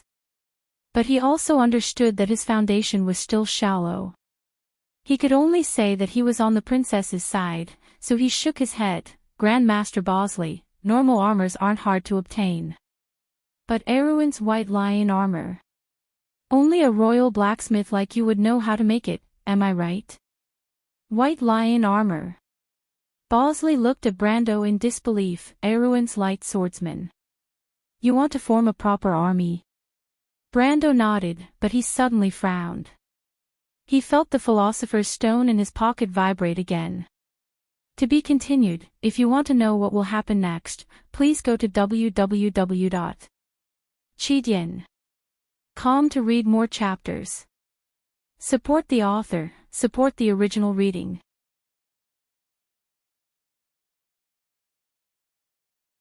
Chapter 250.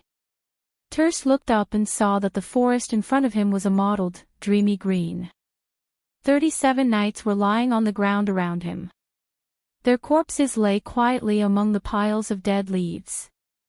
They had long lost all signs of life. The young Viscount could feel the pain from the sword wound under his ribs, and every time he breathed in, he felt a prickling sensation that made him dizzy. He saw a green knight behind a chestnut tree looking at him coldly from the darkness like a ghost. Terst's head spun as he realized that he had been tricked. However, the information came from within the unifying guild, and the letter from Medshk, the commander of the silver-winged cavalry, had the Krite seal on it as well. Unless that damned cavalry commander was a traitor, Terst sighed and cursed in his heart. His hand subconsciously reached for his sword that had been knocked away. It was a subconscious action. Even when he was at his peak, he had only exchanged a single blow with the knight covered in emerald armor and was severely injured. That kind of power was unpredictable, and the most unbearable thing for him was that the other party did not even have the power to activate his elemental power. He defeated him with just a simple sword technique. Terst glanced at the white stone altar in the middle of the clearing, where a simple longsword was placed. The hilt of the longsword was engraved with a red and gold pattern, and on it were the images of 3 unknown heroes. It was the Lionheart sword, the legendary sword that contained the benevolence, valor, and justice of kings. However, there was still the motionless Knight of the Lake in between him and the sword. It was as if there was a chasm between them. The Knight of the Lake stood silently in the middle of the forest, obeying the ancient knight's teachings to not attack those who had lost their ability to move. A normal person would have wisely chosen to retreat, but Terst sneered and continued to crawl forward.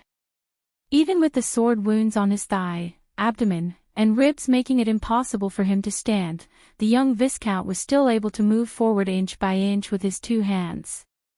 Thirst knew that he did not have long to live, but even if he was going to die, he wanted to die closer to his target than the others. As the bastard son of the Duke of Grenoires, he had been brought up to understand the fickleness of human nature. If nothing could be relied on, he had to rely on himself. If he was weak, he would lose everything. He had slowly gained his current position because of this kind of ambition. Even if he had to pay the price of his life, he would still fight against his ambition. The young Viscount clenched his teeth and crawled. He did not know when the Knight of the Lake's sword would pierce his heart. Or he would die from excessive blood loss. But what he didn't expect was that the knight covered in a layer of emerald armor only glanced at him with his eyes under the metal mask, then put away his sword and left without saying a word. What was going on? Thirst was taken aback, but he didn't let go of this opportunity and immediately crawled forward. No matter what, this opportunity would not come again. Even if he had to die, he had to retrieve the sword from the altar. He felt that he was getting closer and closer to the white stone altar, and the distance between him and the sword was closing. Finally, he was able to reach for the hilt. But the moment he touched the Lionheart, a warm current flowed through his body. He could feel his body becoming more active, as if every pore on his body had opened up. His wounds started to itch as they healed faster.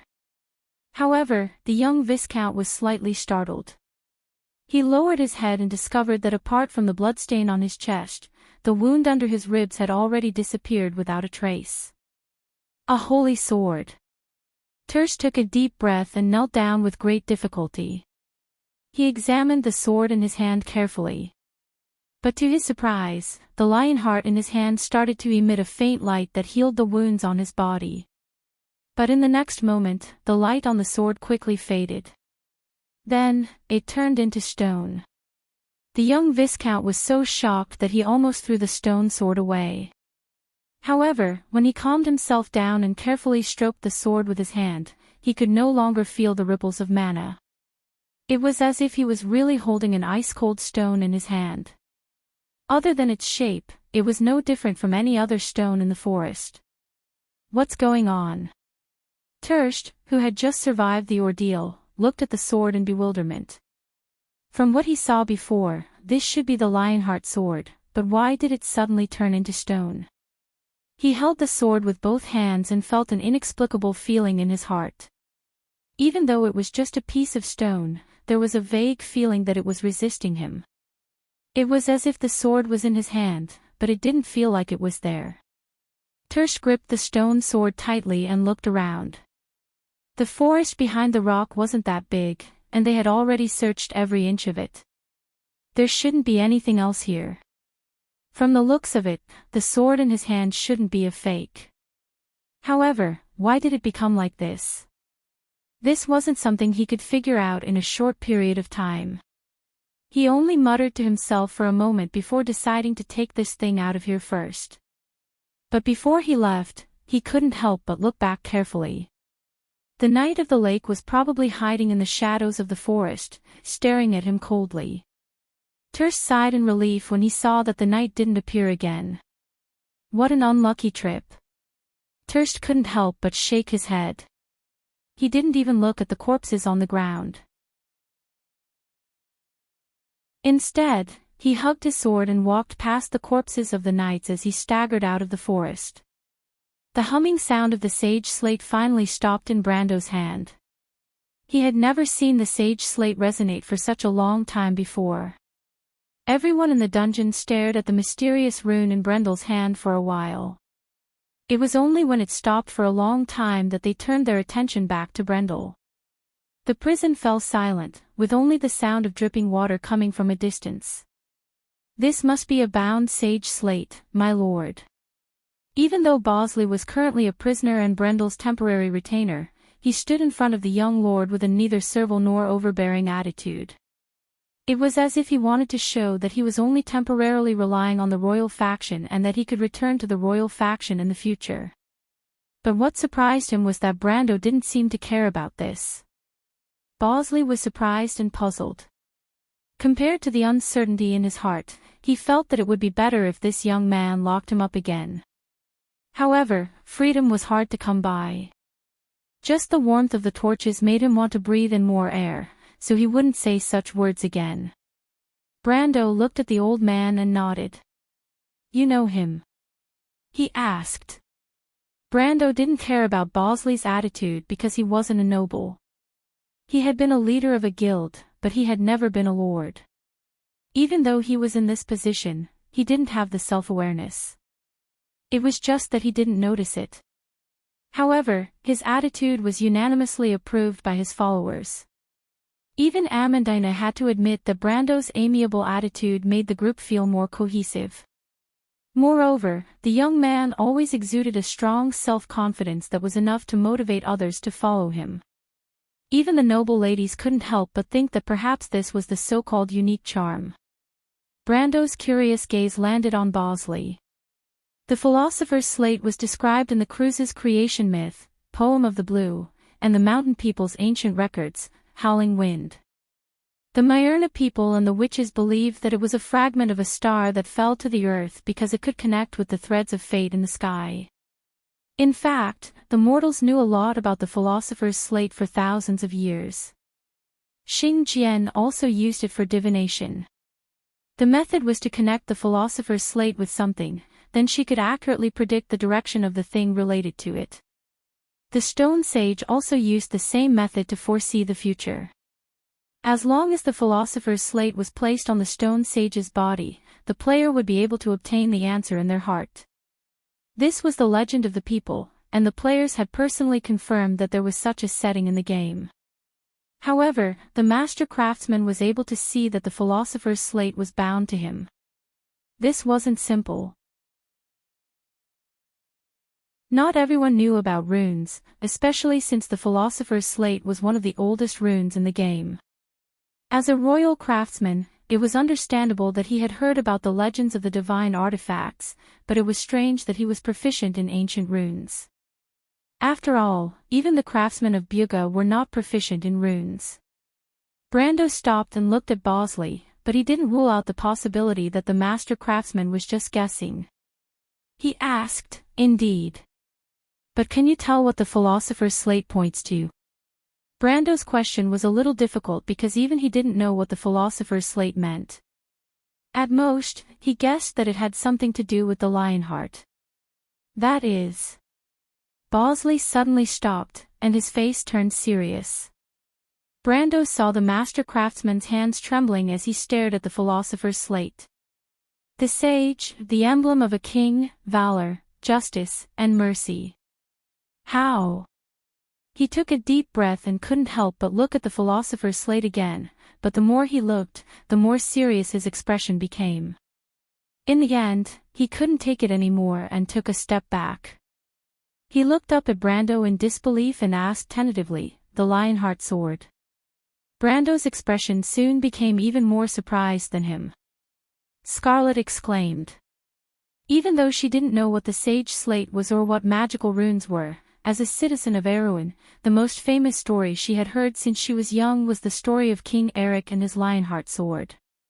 She immediately turned her head back as if she wanted to get confirmation from the young man's face, but she heard Brando ask in a hoarse voice, "How did you know?" If you want to know what will happen next, please go to www.chidian.com. There are more chapters. Support the author and support the original reading. Translator, Endless Fantasy Translation Editor, Endless Fantasy Translation.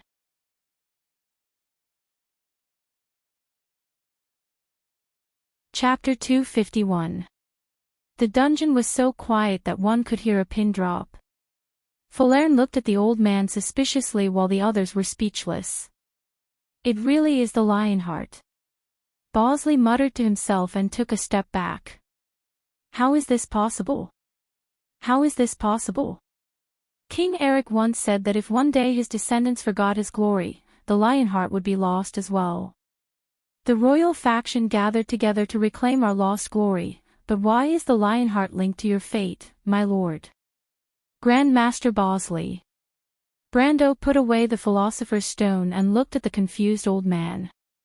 He found it hard to connect the old man to the royal faction's chief craftsman.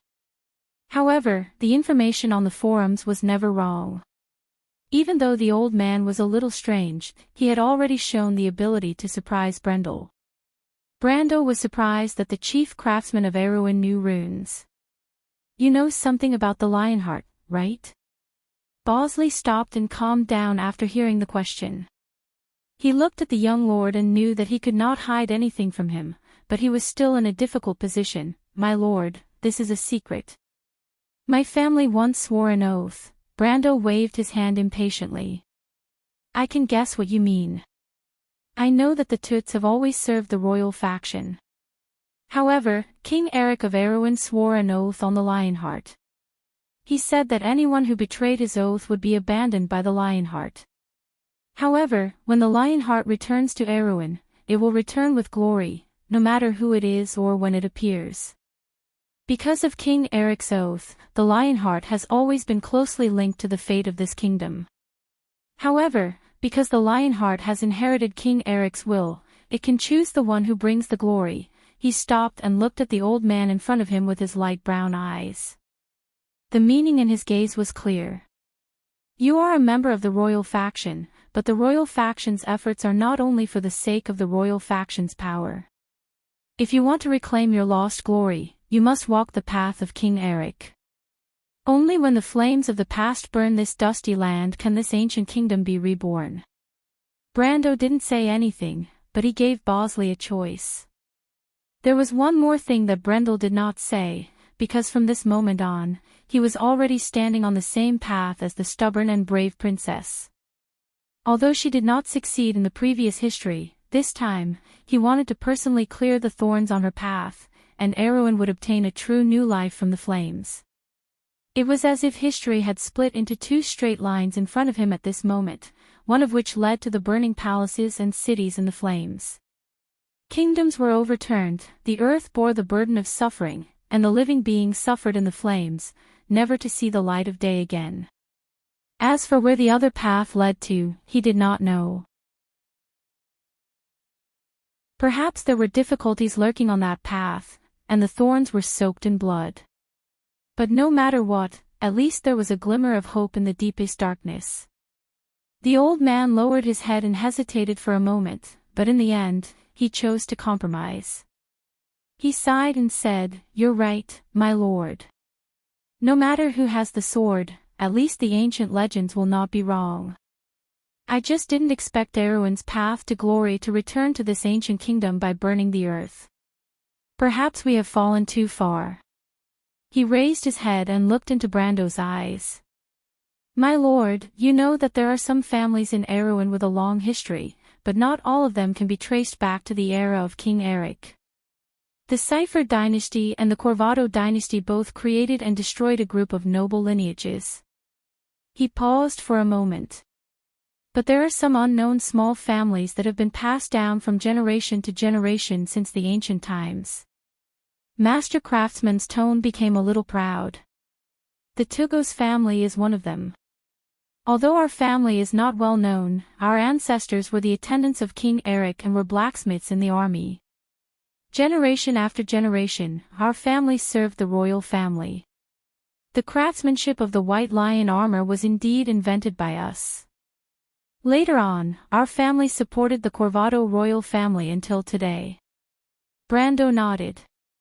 He knew this history, but at least he knew that Bosley was not lying to him. "But in fact, not only was my ancestor an attendant of King Eric, but he was also one of the 5 attendants who brought the Lionheart sword from the Eagle Empire of Cruz." Bosley's voice became deeper. "But many people don't know the true identity of the Lionheart sword. Most legends say that the Lionheart sword is one of the 4 sacred relics of Cruz. But most people in Cruz probably don't know that the 4 sacred relics were originally one." Brando's eyes flashed as if he had thought of something. "So?" he asked. "When the 4 sacred relics were combined, they were called Odorfice, or the Scepter of Flames. Most people call it the flaming blade, the sword of King Gretel, Bosley said, emphasizing each word. A true divine artifact. Brando's body suddenly swayed. He stuttered for the first time, Master Bosley, the resonance between the sage slate and the Lionheart sword. Could it be a divine artifact? Of course not. Bosley shook his head. The Lionheart sword may be a divine artifact, but it's only a divine artifact. The difference between a divine artifact and a divine artifact isn't as simple as a few words. Although I've never come into contact with a divine artifact before, from the ancient records, the difference between the two is incalculable. Then is there a possibility that the Lionheart sword was sanctified by King Eric's oath, and after so many years of accumulation, it became a divine artifact? Brando asked again. Bosley shook his head again. My lord, I suggest that you put away your unrealistic imagination. I'll say the same thing again. Once you see the difference between a divine artifact and a divine artifact, you'll understand how naive and laughable your thoughts are. When it came to the knowledge of these treasures, the master craftsman was filled with unquestionable confidence. However, he quickly realized that he had offended Grodin and was sent to prison. He quickly lowered his head in apology, but his heart was filled with regret. Unfortunately, his actions were destined to be in vain. Brando didn't have the time to think about these minor details. He felt his vision turning dark, and he finally understood why he resonated with the Lionheart sword that day. It wasn't just the resonance between him and the Lionheart sword, but also the prophecy that Bosley had told him. He could guess what kind of good deed he had done. The flaming scepter. It was the flaming scepter that resonated with him. It was the flaming blade, Odorfice, that King of Flames Gretel once wielded. Oh my God, Martha! Brando couldn't help but groan in his heart. What kind of joke is this? But I didn't hear anything about Odorfice's reappearance in the Amber Sword. Even the Lionheart sword disappeared without a trace. According to Bosley's prophecy, history must have changed there. But where did it change? Brando couldn't help but rub his temples. All right, he shook his head, let's end this topic here, Grand Master Bosley. I don't want these words to spread. He paused for a moment. I'm sure you don't want everyone to know that the Lionheart sword has chosen me. Am I right? Bosley looked at him doubtfully. The Lionheart sword is Erwin's legitimate weapon. Because of Erwin's oath, he can use it to proclaim himself as the king. In fact, when the Corvado dynasty was first established, they used the name of the Lionheart sword. But most of the people didn't know that the Lionheart sword was lost. If this matter was made public, it would shake the royal family's influence.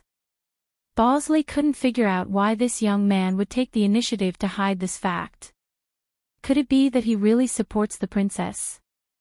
When Bosley was imprisoned, the princess was not even 12 years old. Of course, he couldn't figure out Brando's background. But no matter what, he was still skeptical of Brando's words. In the end, Bosley nodded. No matter what, he didn't want the royal family's reputation to be tarnished. He had dedicated half of his life to the Corvado royal family. He spent the most blood-boiling time as a member of the royal faction. Even if he lost in the end, he had no regrets. That was why no matter how correct Brando's words were, he wouldn't side with him. He just hoped that Brando wouldn't go back on his words. Like he said, he would help the princess. If the eldest son of the king had the backing of the All-for-One and the restoration of the Cipher dynasty, then the princess would be the only source of support for the Corvado dynasty. Bosley didn't have a choice. He lowered his head and sighed. My lord, I'm willing to contribute the craftsmanship of the White Lion armor. But if my lord wants to train light swordsmen, I'm afraid that equipment alone is far from enough. Although the White Lion armor is the core of this unit, but... Brando's face was hidden in the shadows of the torches. He smiled faintly. The White Lion swordsman is Erwin's first-rank unit. It became famous in the battle against the Cruz Empire in Valnoja. It's known for its outstanding speed and defensive capabilities. Its core is the White Lion armor's outstanding ability. But this armor is based on the design of the half-plate of the Wind Empress. On the other hand, although the White Lion armor is complicated, it's not irreplaceable. Bosley looked at him, his mouth wide open. You know about the White Lion armor. Brando glanced at him. What's there to know about an inferior battle technique? When the late King Eric broke away from the Cruz Empire, there was the shadow of the Saint-Tossol Empire behind him. Otherwise, do you think that Erwin alone could fight Cruz to a draw? If it wasn't for Eric's vow not to break away from the Holy Cathedral of Fire, it might have turned into a war between the two holy cathedrals. The first holy war recorded in history would have happened hundreds of years earlier. He smiled. It's just that the Holy Cathedral of Wind didn't do it right. Whether it's the White Lion armor or the White Lion armor, it's too different from its original. It turned a third-rank unit into a first-rank unit. Bosley's expression changed. He had heard of these secrets before, but it sounded different when it came from this unfamiliar young man. My lord, you mean? The original version of the White Lion swordsman was originally the White-Winged Knight of the Wind Elves, one of the Wind Elves' imperial guards. It's just that it's too small. He smiled again. But although the White Lion armor is one of the biggest secrets of the Erwin Empire, it's not worth mentioning to me. If you can forge a batch of White Lion armor in the shortest time possible, I'll give you a surprise. Brando laughed inwardly as he said this. Although the White Lion armor was of a lower level, it was impossible for him to find someone within 100 miles who could teach him this technique. Not to mention the whole of Tonajol, even in the whole of the Southern Kingdom, there was probably no one who could learn this technique. After all, it was a secret of the Erwin Empire, so it was impossible for it to be sold everywhere like cabbages. Just like Bosley, if it weren't for a coincidence, he wouldn't have appeared here. Surprise. The old man naturally couldn't tell that Brando was deliberately mystifying things, so he only asked in confusion. Of course. Bosley frowned. Very well, he replied, but my lord, the White Lion armor is actually a type of enchanted armor. You mean special materials? The old man nodded. So, what's missing? Brando asked. As far as I know, Bosley replied, Tonajol doesn't have any high-purity crystal mines, right? If you want to know what will happen next, please go to www.chidien.com. There are more chapters. Support the author, support the original reading.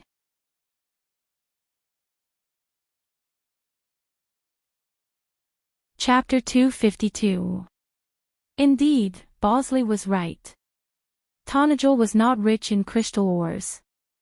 In order to create the White Lion armor, the sacred wind runes had to be branded onto the main joints and breastplate of the armor to reduce the weight of the armor and increase its agility. Erwin's blacksmiths would use amethyst or topaz instead. These two types of crystals were extremely pure magic crystals and were one of the main materials used by witches and astrologers to make crystal balls. In Wonde, amethyst was also known as moon quartz, a type of calcite. Grimoires, Erech, Viro, and the east of Tonajol were rich in these crystals. They grew densely in the caves formed by the erosion of the mountains and hills, but Tonajol did not have such natural conditions. Trondheim was an unfamiliar territory to him, and it was an unfamiliar territory to him. The drawbridge creaked as it was lowered, and the chains connecting the drawbridge to the city gate made an ear-piercing sound as they rubbed against the bricks. A ray of light shone in from behind the drawbridge, imprinting itself on the brick wall on one side of the pitch-black gate. Brando sat motionlessly on his horse. His light brown eyes reflected the light that was gradually becoming more and more dazzling. He pursed his lips and looked at the drawbridge that was slowly lowering. The gap between the drawbridge and the gate was getting wider and wider. More and more light was pouring in from behind the gap, illuminating his eyes brightly. Behind him was the main street of Abes. Other than the short speech he gave to the surviving mercenaries and citizens in the morning after the bitter battle that night, this was the first time he observed the city from the perspective of a lord.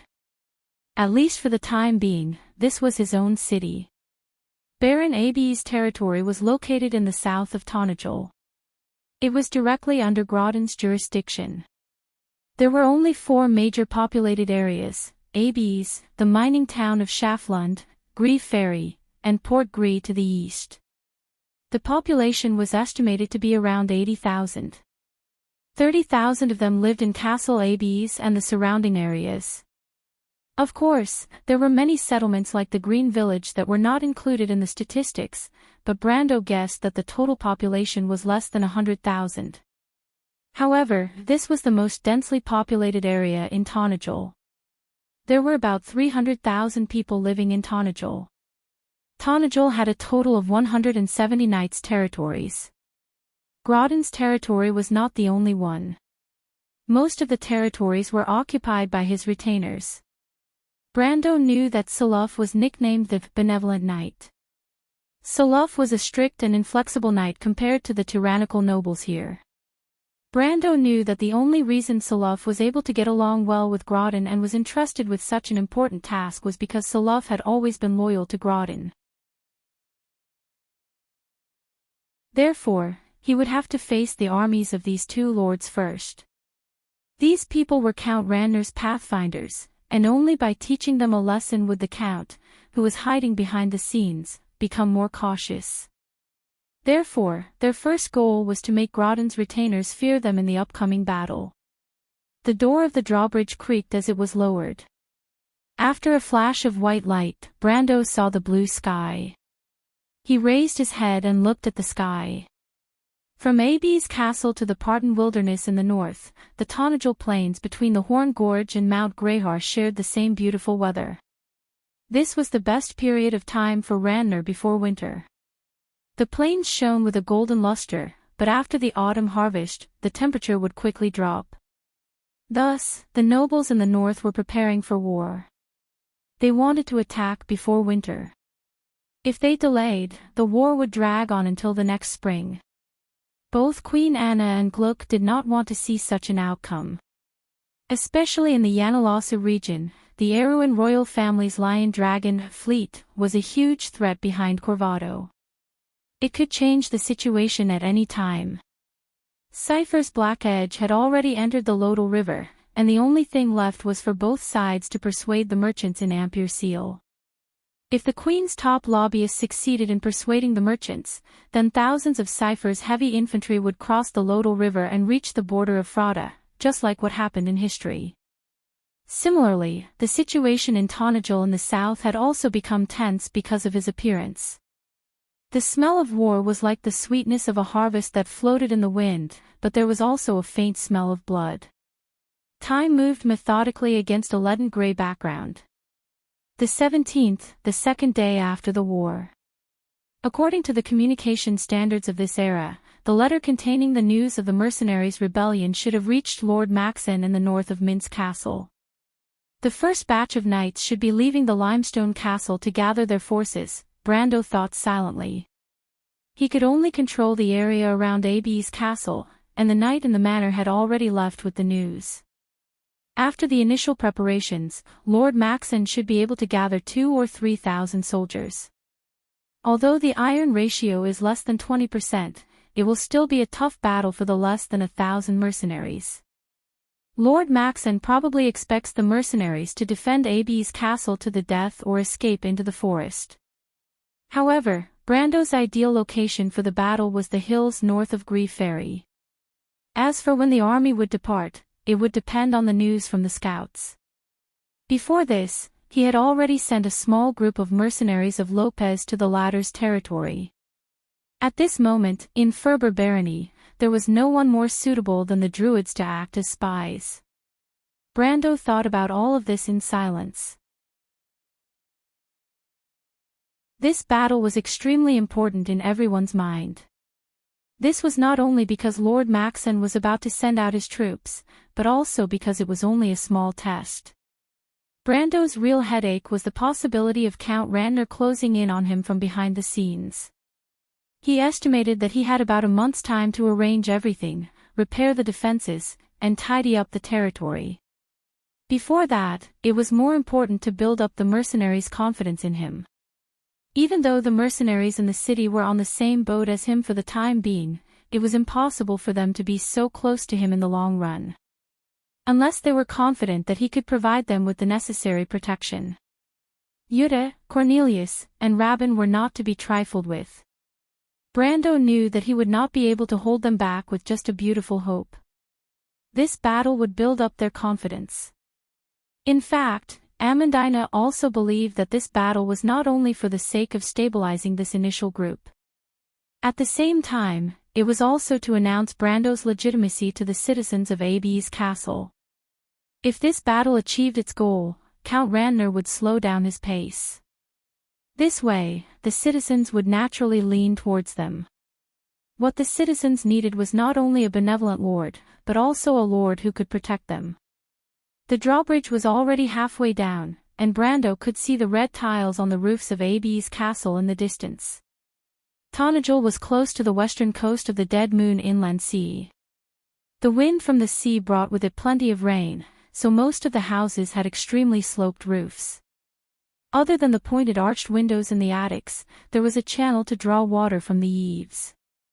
Green vines hung down from the windows of the attics, contrasting with the red tiles on the roof.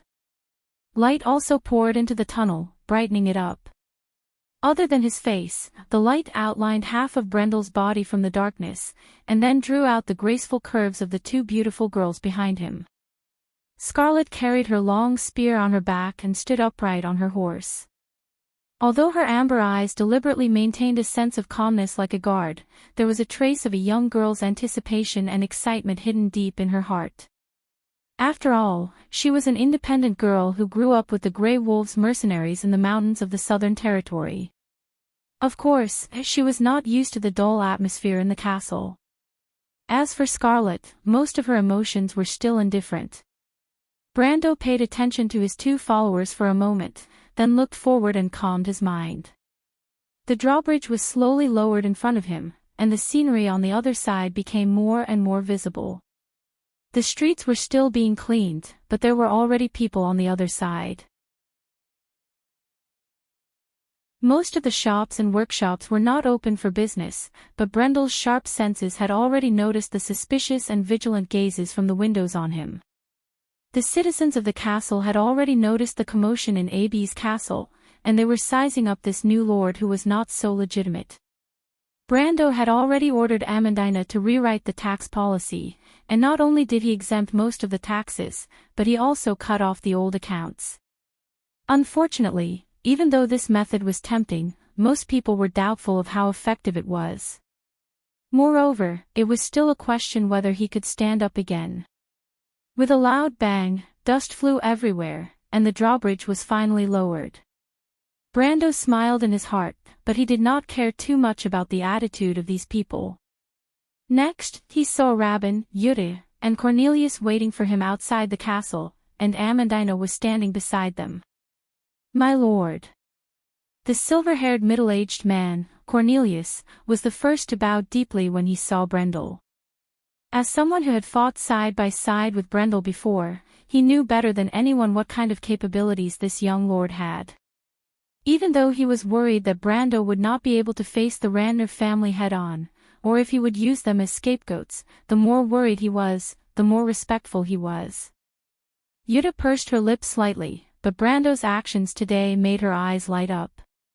She was surprised that this murderous young man had such an amiable side to him. Rabin was the only one who held his head high with an expressionless face. "Do you know why I'm looking for you?" Brando asked. The three of them shook their heads. "My lord," Cornelius replied respectfully, "just give us your orders, and we will not hesitate to go through fire and water to carry it out." To be continued. If you want to know what will happen next, please go to www.chidien.com. There are more chapters. Support the author, support the original reading.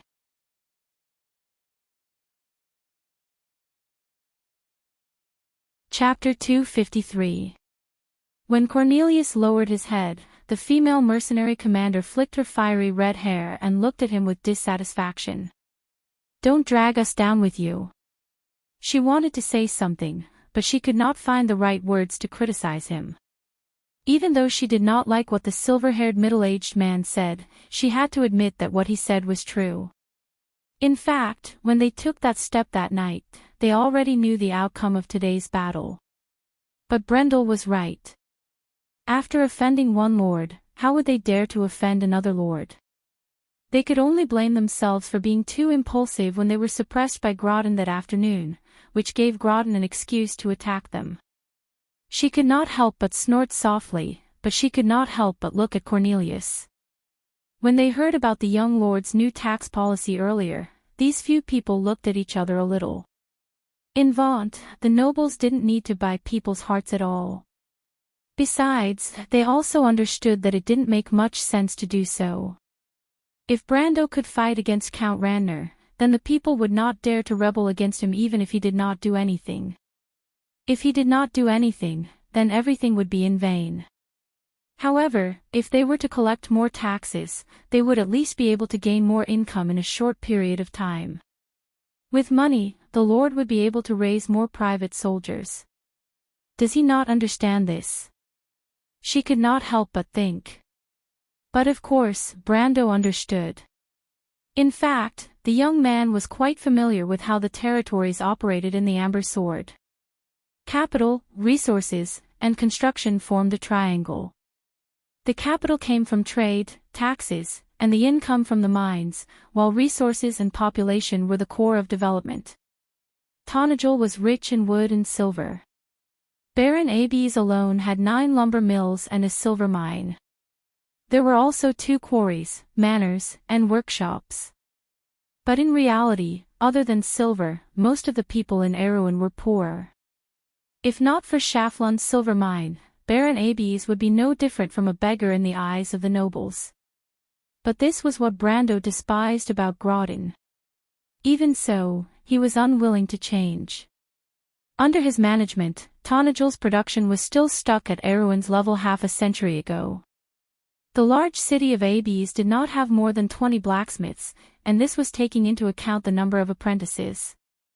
Not to mention, according to the documents left behind by the previous lord, Abes Castle could not produce more than 10 sets of chainmail or leather armor in a month.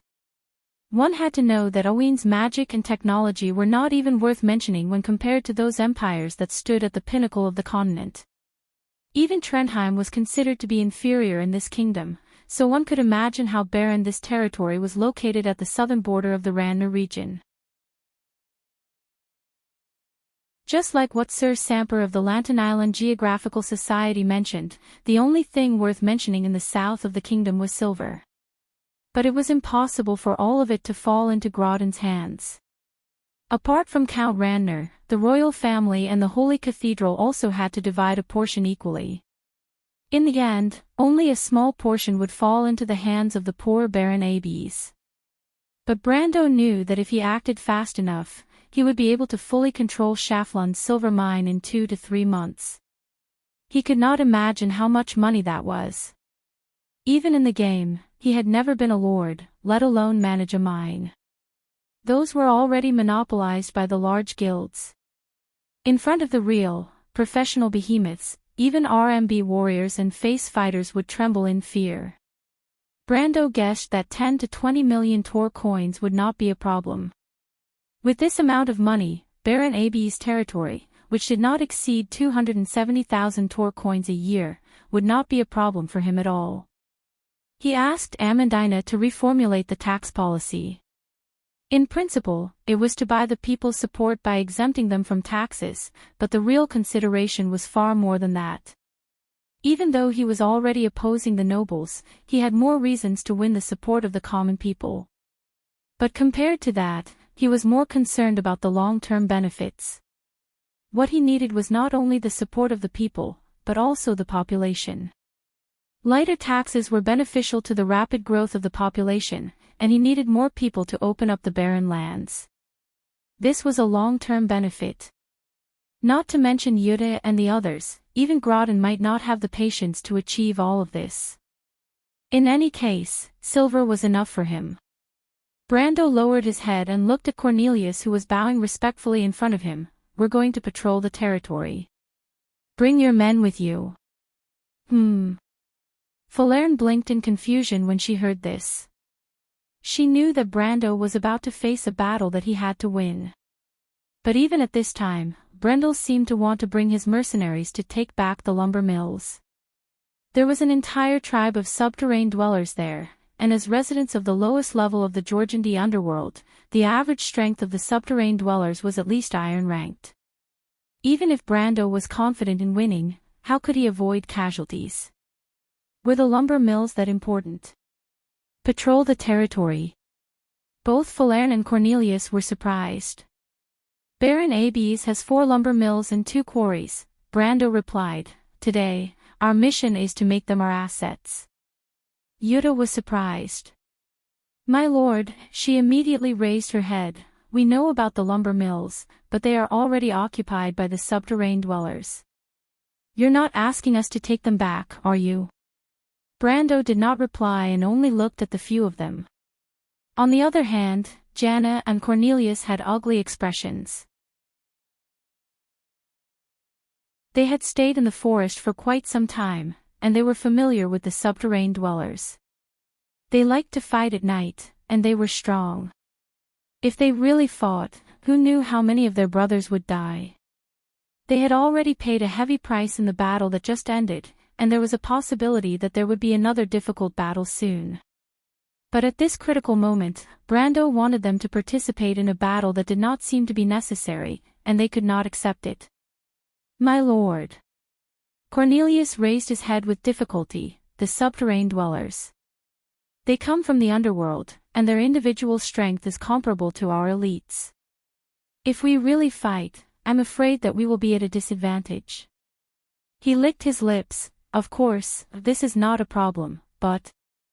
I heard that Lord Maxon's army is also gathering. He lowered his voice and thought that Brando would understand his words. Amandina shook her head. Lord Maxon is Groton's retainer. Why would he attack us? The 3 of them stared blankly, wondering if this noble lady had gone crazy or was in a daze. Isn't it obvious, Miss Amandina? Jutta replied, that person is Groton's retainer, and we killed Groton. She thought for a moment and added, furthermore, he has Count Randner behind him. Even if he doesn't want to move, that old man will definitely pressure him. Amandina nodded. Well said. That's why our real enemy is Count Randner, and Lord Maxon is nothing more than a pawn to test the waters.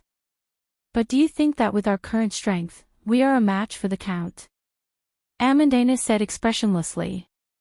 The 3 of them looked at each other. In fact, this was what they were most worried about.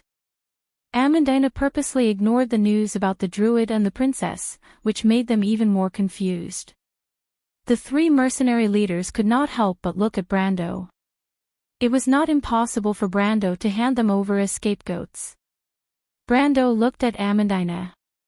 She's finally catching up with my thoughts. Her growth has been astonishing ever since the battle at Chablis. He raised his head. Amandina's thoughts were the same as his. If he had to expand his territory to the point where even Count Randner would not dare to fight him to the death, he would have to rely on this barren land of Tonagel. It might seem like an impossible task, but that was not the case.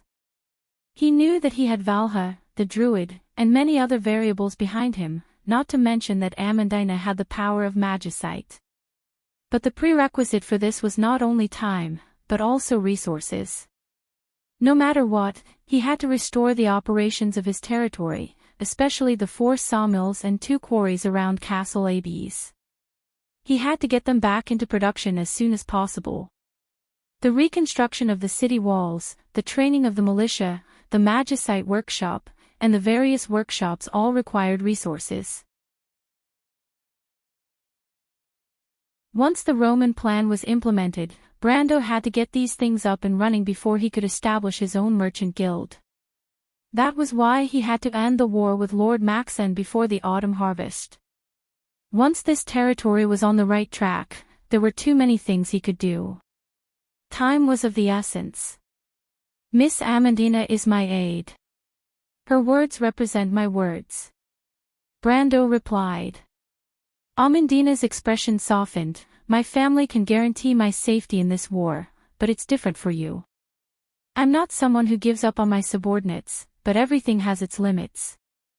If I lose in this war, then I can imagine what will happen to you. He lowered his voice. That's why we're on the same boat. But this boat isn't just filled with storms, there are also opportunities and treasures. At least compared to Grodin, I consider myself a generous lord. As long as you don't disappoint me, I won't disappoint you.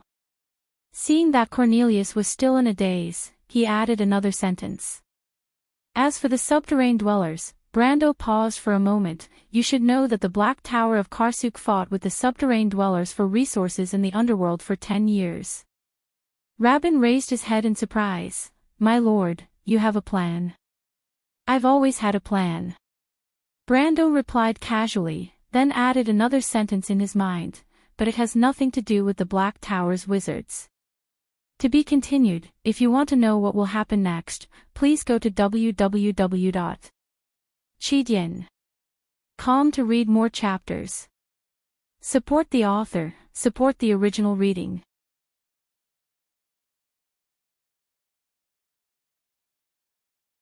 Chapter 254. While the three commanders were gathering their men, Brando sent someone to find a guide from the slums.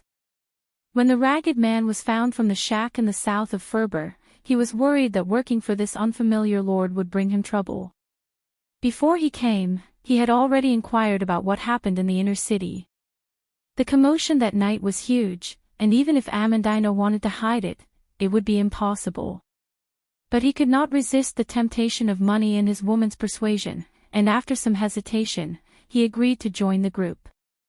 Because the generous young noble had promised to give him a gold coin as a reward, which he could not earn even if he worked for a year. With this money, he could send his child to the workshop in the inner city to be an apprentice. Perhaps the fate of his family would change because of this. When Brando asked, he carefully told him that the forest south of Abes was known as the Forest of the Bear Men.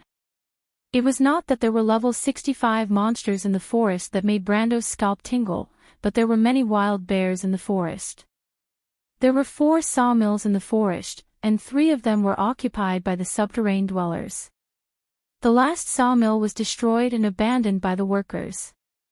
Grodin had sent his private army into the forest to clear out the subterranean dwellers, but after suffering 2 losses, he did not mention it again.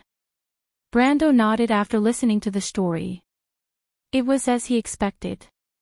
It had been more than an hour since they left Abes. The further south they went, the more trees they saw in the wilderness. The forest stretched from east to west like a huge shadow in front of the mercenaries. The young man sat on the horse's back and held the reins tightly with one hand.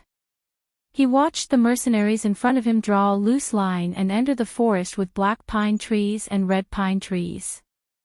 Their figures flickered and soon disappeared in the shadows between the trees. A girl's voice interrupted Brando from behind inside. Are the subterranean dwellers that powerful?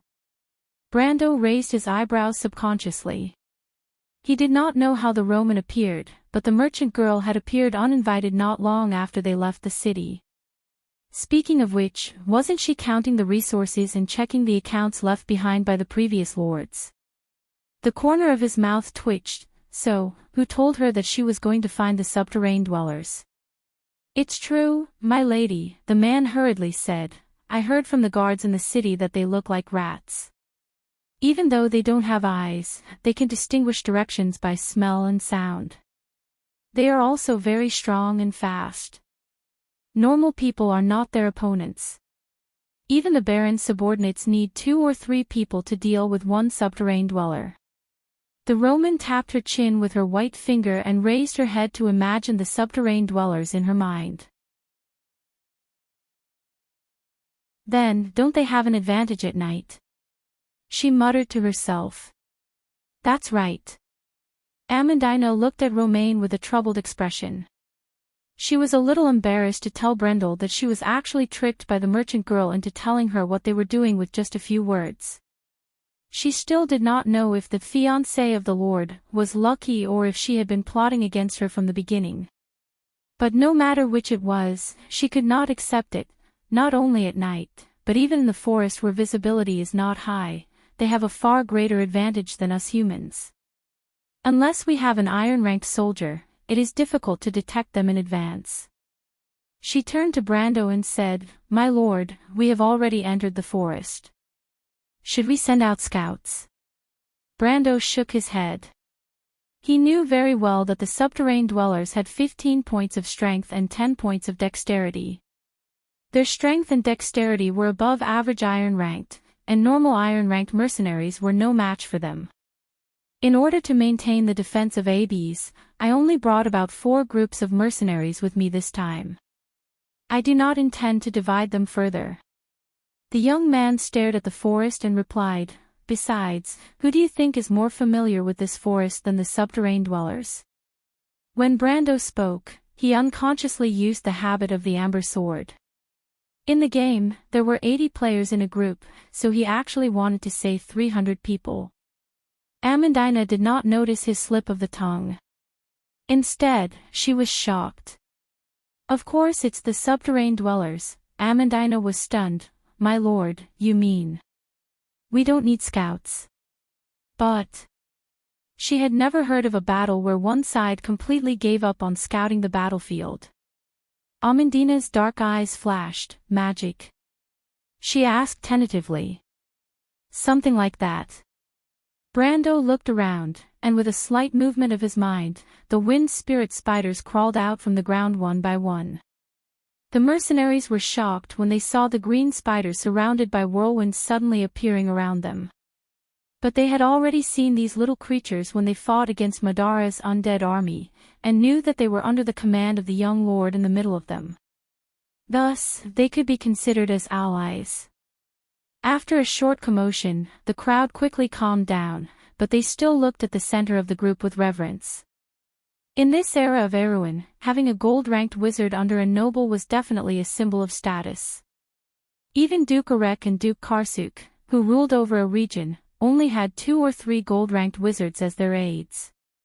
But Brando was the descendant of a noble family, and not only did he have a gold-ranked wizard accompanying him, the Shire had become the natural leader of the spellcasters under Brando's command in Abes. Naturally, he was known by all the young followers. Not only that, he was also a gold-ranked swordsman, and he had Metisha and Scarlet, who were both gold-ranked rank 1, as his subordinates. Even Count Randner's elite forces were only at this level. One must know that the girl called Metisa was a legendary silver elf. The silver elves had not appeared in this land for centuries.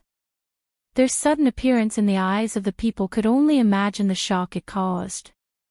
Not to mention the rumors of Brando's close relationship with the silver elves, even Jutta, Rabin, and Cornelius felt that they could not see through this young man. It was also because of this that they decided to stay and fight against the Randner family together with Brando. Otherwise, with just Brando's status as a viscount, they would rather fall into the dark forest. At the very least, there was still a chance of survival if they chose the latter path. Brando naturally heard of these rumors, and he also knew that these rumors were spread by the Roman and Amandina. The meticulousness of a noble's daughter and the novelty of a young Roman's mind combined together resulted in all sorts of strange ideas. He would not clarify this matter since this was the effect he wanted to achieve. This was what he had done in the past, but now his 2 subordinates had learned from him. Brando did not say a word as he took out the holy sword cards from his chest. In the next moment, the dragon knights that displayed their might against Madara's undead army appeared in front of the mercenaries once again. This was the second time Brando used this set of cards in front of others. Jutta, Cornelius, and Rabin's expressions changed when they saw this. They originally thought that the wind spirit spiders were Brando's magical pets, but they did not expect it to be a spell. As for the strength of this spell, it was not easy to measure it. If it was used properly, it would not be impossible for it to defeat a gold-ranked being. According to the common classification of spells, this spell was at least gold-ranked. However, they all knew that Brando was a swordsman. A gold-ranked swordsman. It seemed like he was also a gold-ranked summoner.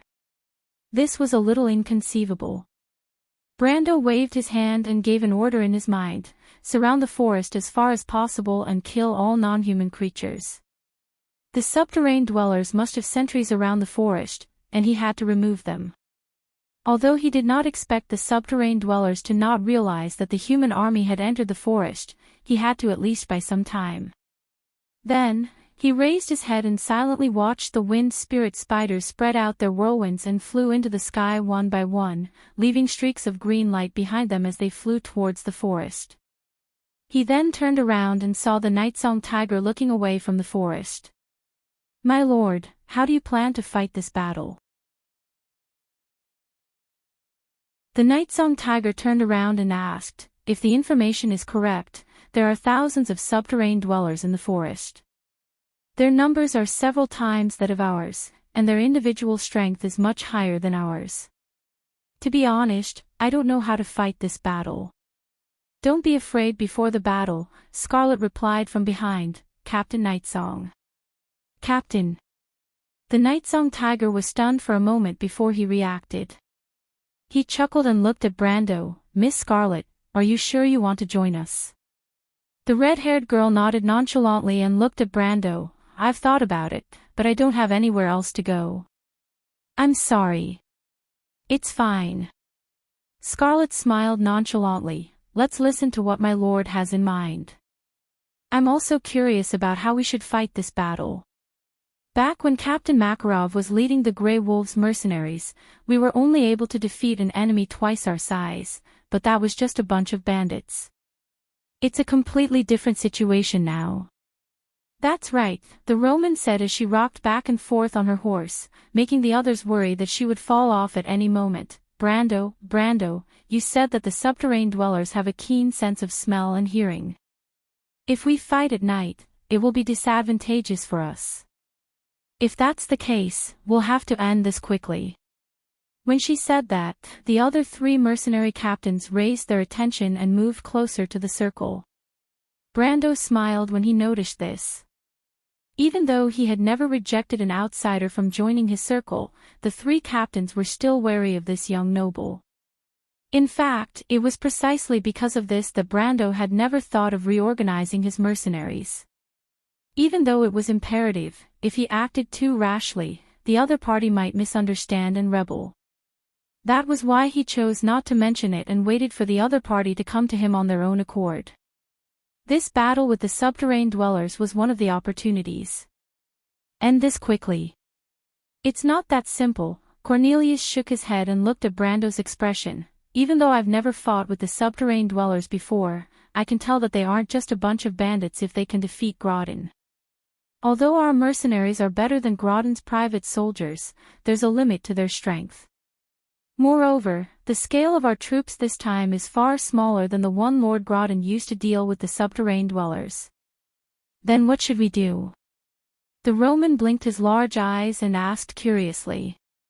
"My lord wants to eliminate the subterranean dwellers' sentries, right?" Amandina watched the last wind spirit spider disappear into the forest before looking at Brando. "Is it to buy time before they react?" Amandina thought for a moment. "My lord, are you planning to attack one of the sawmills with lightning speed and lure the subterranean dwellers to attack?" Brando turned his head, a hint of admiration flashing in his brown eyes. It was indeed his idea to switch from offense to defense. "Good idea." Rabin's eyes flashed with the same admiration. "But will it work?" the Fire Lord Corps commander asked. "The subterranean dwellers know that they have an advantage over us. If they lose during the day, they will definitely think of a way to take it back at night." Brando replied, "We will be on the defensive during the night.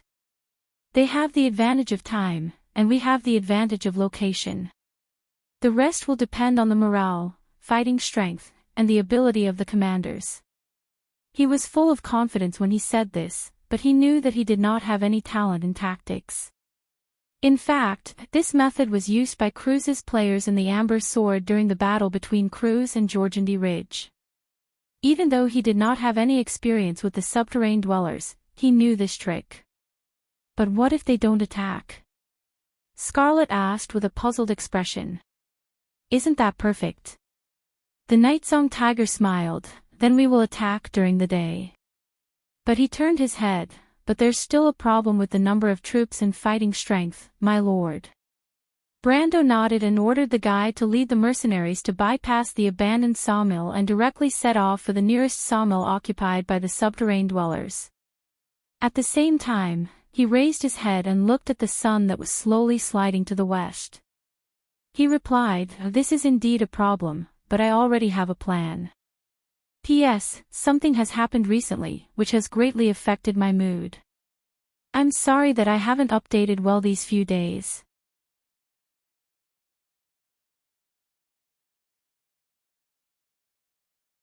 Chapter 255.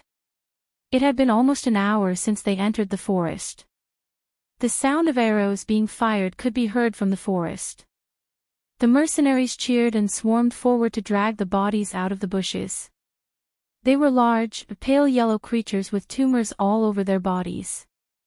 Their heads were like giant tumors, and their eyes and nostrils could not be seen from their smooth surface. It was as if they lacked facial features. But hidden under their skin were thousands of senses of smell and hearing, which allowed them to be 100 times more sensitive than humans in the dark. But the mercenaries soon found that these creatures were already dead. The arrows only caused superficial wounds, but each of the subterranean dwellers had a fatal wound on their chest. Some of the wounds were from the back to the front, while others were from the front to the back. The wounds were all scorched black, and they were all penetrating wounds. It was as if someone had pierced a hole in their chest with a thunderbolt. A few mercenaries recognized the special wound made by the dragoons. They flipped the disgusting creatures over and looked back at the young man who was slowly approaching them on his horse in awe. Brando looked down at the subterranean dwellers. They opened their mouths like sharks, and the blood that flowed out from the corners of their mouths was pale green. They were different from the warm-blooded creatures on the surface.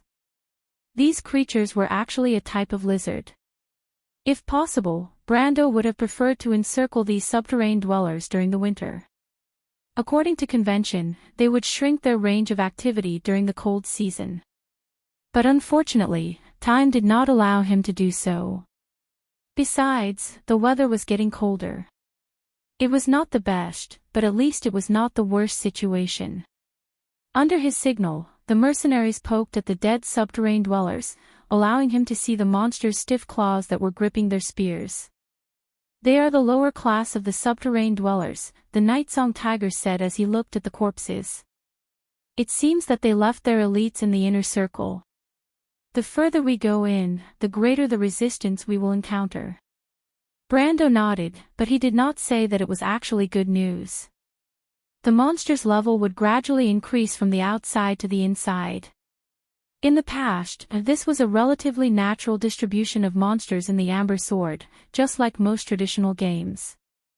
This meant that the subterranean dwellers had yet to form a complete military organization. To put it simply, they were not an army, but a tribe or some other form of subterranean dweller settlement. Before the attack, he was most worried that the subterranean dwellers in the Bearman Forest were a military organization of subterranean dwellers who came to the surface from the underground world. They might be part of a large tribe or even an underground city's plan to invade the surface.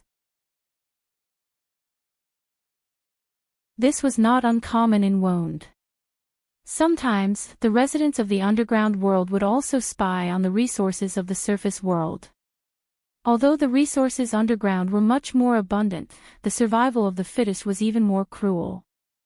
The other possibility was that the subterranean dweller army suffered defeat in the underworld and fled to the surface world to survive.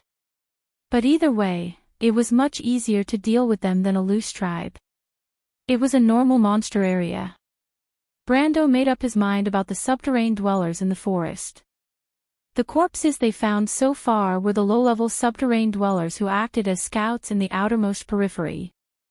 There might also be subterranean dwellers and kamuru, which meant warrior in the underground language.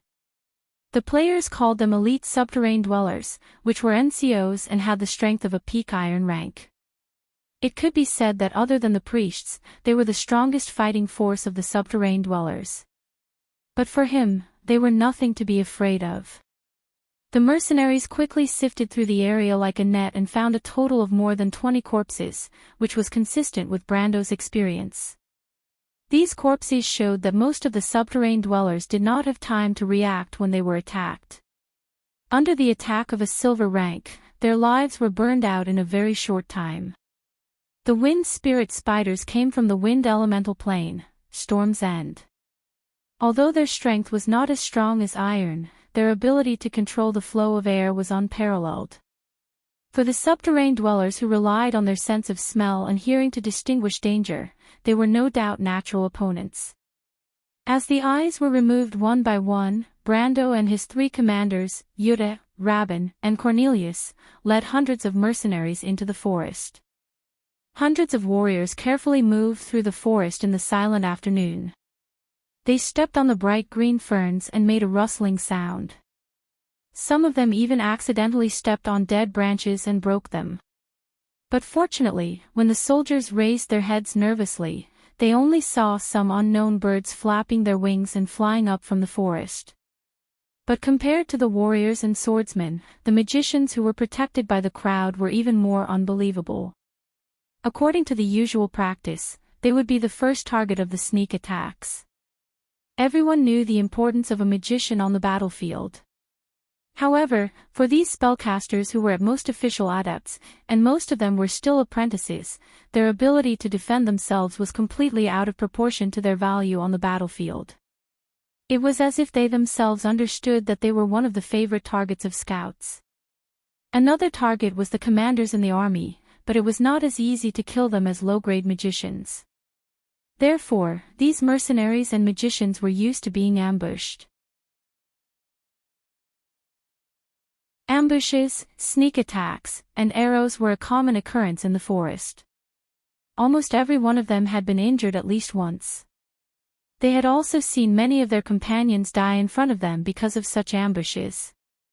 Some of them even had a personal experience of walking on the edge of life and death. However, all of this was nothing compared to the bizarre encounter today. The rumored subterranean dweller scouts seemed to have disappeared.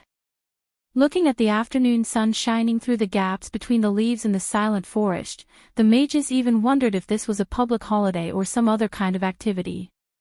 But of course, this was not the case. They had seen the bodies of the subterranean dwellers before. All of this could only be attributed to the magic of the young lord. There were even rumors that he was a high-grade summoner who might have even surpassed the boundary between the gold and silver. However, for the wizards, since this mysterious skill was taught to the mortals by the silver folk, respect for the strong had become a deep-rooted habit. Not to mention that he had the Shire under his command. The 2 gold wizards were privately called the Council of Two by the magicians among the mercenaries. Because in the custom of the Bugas, the Council of Wizards symbolized the power of authority and leadership. Therefore, Brando's prestige was unknowingly established among these magicians. But when Brando saw the mercenaries carrying long swords, halberds, longbows, shields, and staffs, he felt no sense of accomplishment in his heart. Although the battle results of the wind spirit spiders were amazing, all of this was not without a price. He silently calculated the consumption of his spells. It had been almost an hour since he entered the forest. Just maintaining the Holy Sword card and charging an attack had consumed 13 points of Earth EP. He checked his elemental reserves. At this moment, the 32 slots of the Earth EP pool had already been emptied. There were only 7 slots left. Brendel frowned and immediately sent someone to call the guide over. The ragged man came in front of him and raised his head to see that the young man's expression was not very good. He thought that he had done something wrong to make the other party unhappy, so he asked anxiously, "Sir, what's the matter? How much longer do we have? Brando asked a little anxiously. 5 more minutes, and he would have to give up on paying the next maintenance fee to let the Holy Sword card return to his deck because he had to reserve the cost of displaying the card again. The real battle would start at night or even at dawn. When the guide heard this, he sighed in relief. We'll be there soon, my lord. You'll see it after going around the forest. The sawmill is built in the valley. Before he could finish, there was a cooing sound in front of him. It was a predetermined signal. Brando looked up and saw the mercenaries in front of him had stopped and crouched down. He also saw the warriors at the edge of the forest turn around and look in this direction. They then made a gesture to him. Brando recognized the gesture. Enemy spotted. However, the wind spirit spiders did not react, nor did they produce any experience points. This meant that the number of enemies might be quite large. The system could not kill the dragon knights in one shot. So, they followed his second-order order and went into hibernation. Brando paused for a moment and immediately dismounted from his horse and walked towards the direction of the forest. Yuta, Rabin, and Cornelius glanced at each other before climbing down from their mounts. Then, the Nightsong Tiger, Scarlet, and Roman followed suit. Finally, the merchant lady's eyes were filled with curiosity. The forest became sparse, and Brando quickly arrived at the edge of the forest. My lord. He turned around and saw his former leader, Cornelius, nodding at him. Cornelius nodded at him, but he didn't expect that Cornelius would be able to do so. Brando did not say a word. The forest formed a slope in front of him, and at the bottom of the slope was the valley mentioned by the guide. The sawmill in Abes was built beside the river. Originally, there was only an empty space with a few wooden houses and a relatively large sawmill. Now, however, the place had changed. The subterranean dwellers had transformed it into a fortress. They used stones and wood to build a wall along the riverbank, and they even built watchtowers. Behind the wall, there were caves made out of earth and rocks. Brendel counted the numbers and estimated that there were at least 200 subterranean dwellers living here. So many of them, this is troublesome. Amandina frowned as she looked at the situation from behind. She looked at Brando, afraid that he would order them to attack. Brando looked at the patrolling squads of subterranean dwellers. Each squad was led by a subterranean dweller with dark red skin. Those were the Murukas. If they attacked rashly, they would retreat into the fortress and waste the advantage of a surprise attack. He looked back at Amandina and the Nightsong Tiger. What do you think? Let's use our old method. The Nightsong Tiger replied. Old method? Brando raised his head. To be continued. If you want to know what will happen next, please go to www.chidian.com. There are more chapters. Support the author, support the original reading.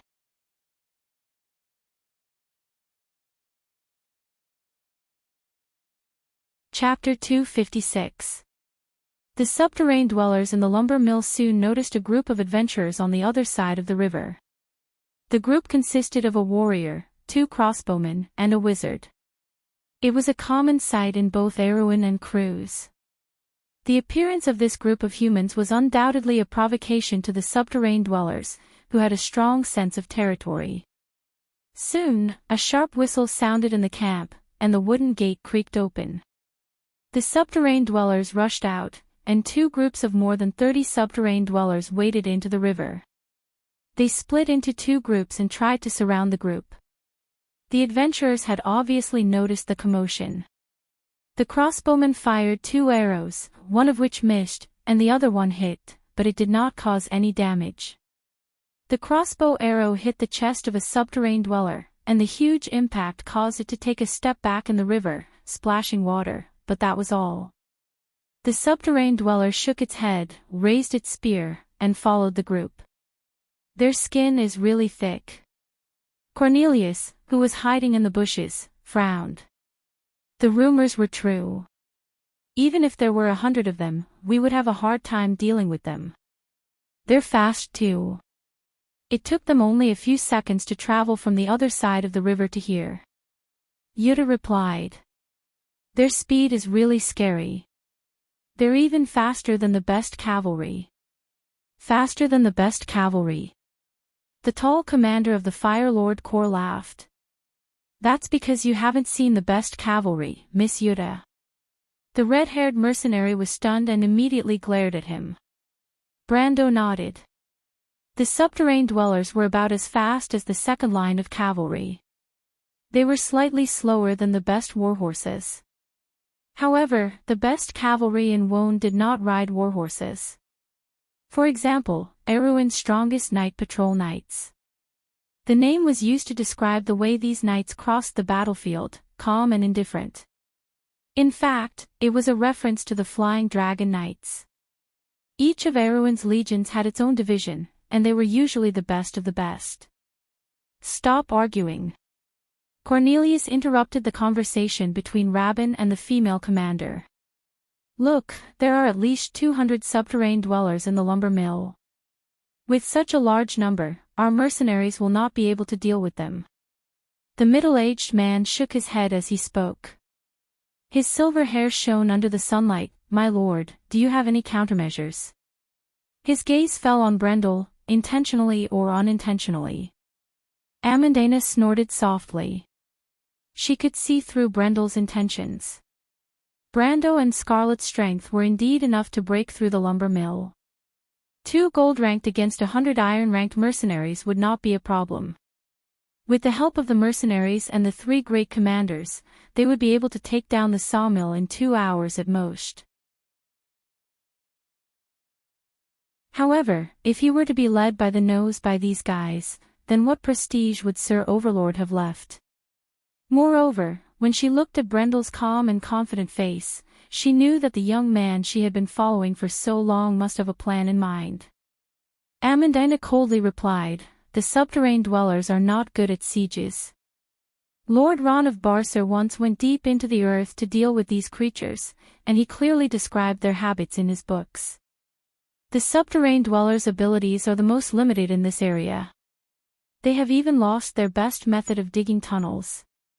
No matter how thick their skin is or how fast they run, as long as we take over the sawmill and switch from offense to defense, they won't be able to do anything.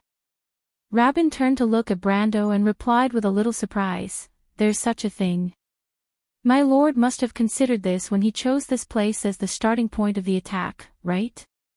Brando's expression did not change, but the corners of his mouth could not help but twitch. He thought to himself that there really was no such thing.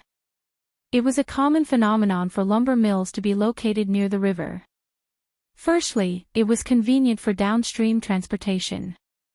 Secondly, it was possible to build a water wheel to drive the mill. After all, magic power was still a rare thing in this remote area. But he did not know much about Tonajol. He knew that there were 4 lumber mills near Abes. As for the condition of these lumber mills, only God knew. There is a countermeasure, Brando nodded. It depends on how many troops we can lure out. The young man turned around and smiled at his nominal subordinates. But everyone can relax. This battle isn't as difficult as you think. Just treat it as a warm-up for the mercenaries to get used to each other. Warm-up. Not only the 3 leaders, but also the leaders of the small mercenary groups were stunned. More than 300 mercenaries against more than 200 subterranean dwellers. What kind of warm-up was this? It was going to be a tough battle. Let's wait and see. Brando calmed himself down and looked at the riverbank. The battle on the riverbank had just begun. When the adventurers realized the subterranean dwellers' intention, they began to retreat to the side of the forest. Although they were fast, they were still not as fast as the subterranean dwellers, and they were soon caught at the edge of the forest. However, the wizard in the team immediately knocked his staff on the ground and loudly chanted an incantation. With a loud crash, the pebbles and soil under their feet lifted off the ground and lifted the 4 of them up. The soil rose up and formed a 2-meter-tall, 3-meter-wide castle. It had a parapet and battlements, and the castle was made of solid earth and stone. It protected the 4 of them in the middle. City building. Everyone was taken aback. Only a level 3 law of defense spell could produce such an effect. Although it was still far from the realm of the legendary sorcerer who could create a city out of thin air, it at least proved that the sorcerer on the field was at least at the peak of iron rank. Who was so extravagant? The others turned their heads to see who was willing to send a third circle wizard to the front lines as bait. However, only Cornelius noticed the faint smile on Rabin's face, as if he didn't care at all. "Rabin, is that one of your men?" he asked in a low voice. The commander of the Firebrand Corps nodded without a care. "Mafri, the best wizard in my corps," he replied. "You're really generous."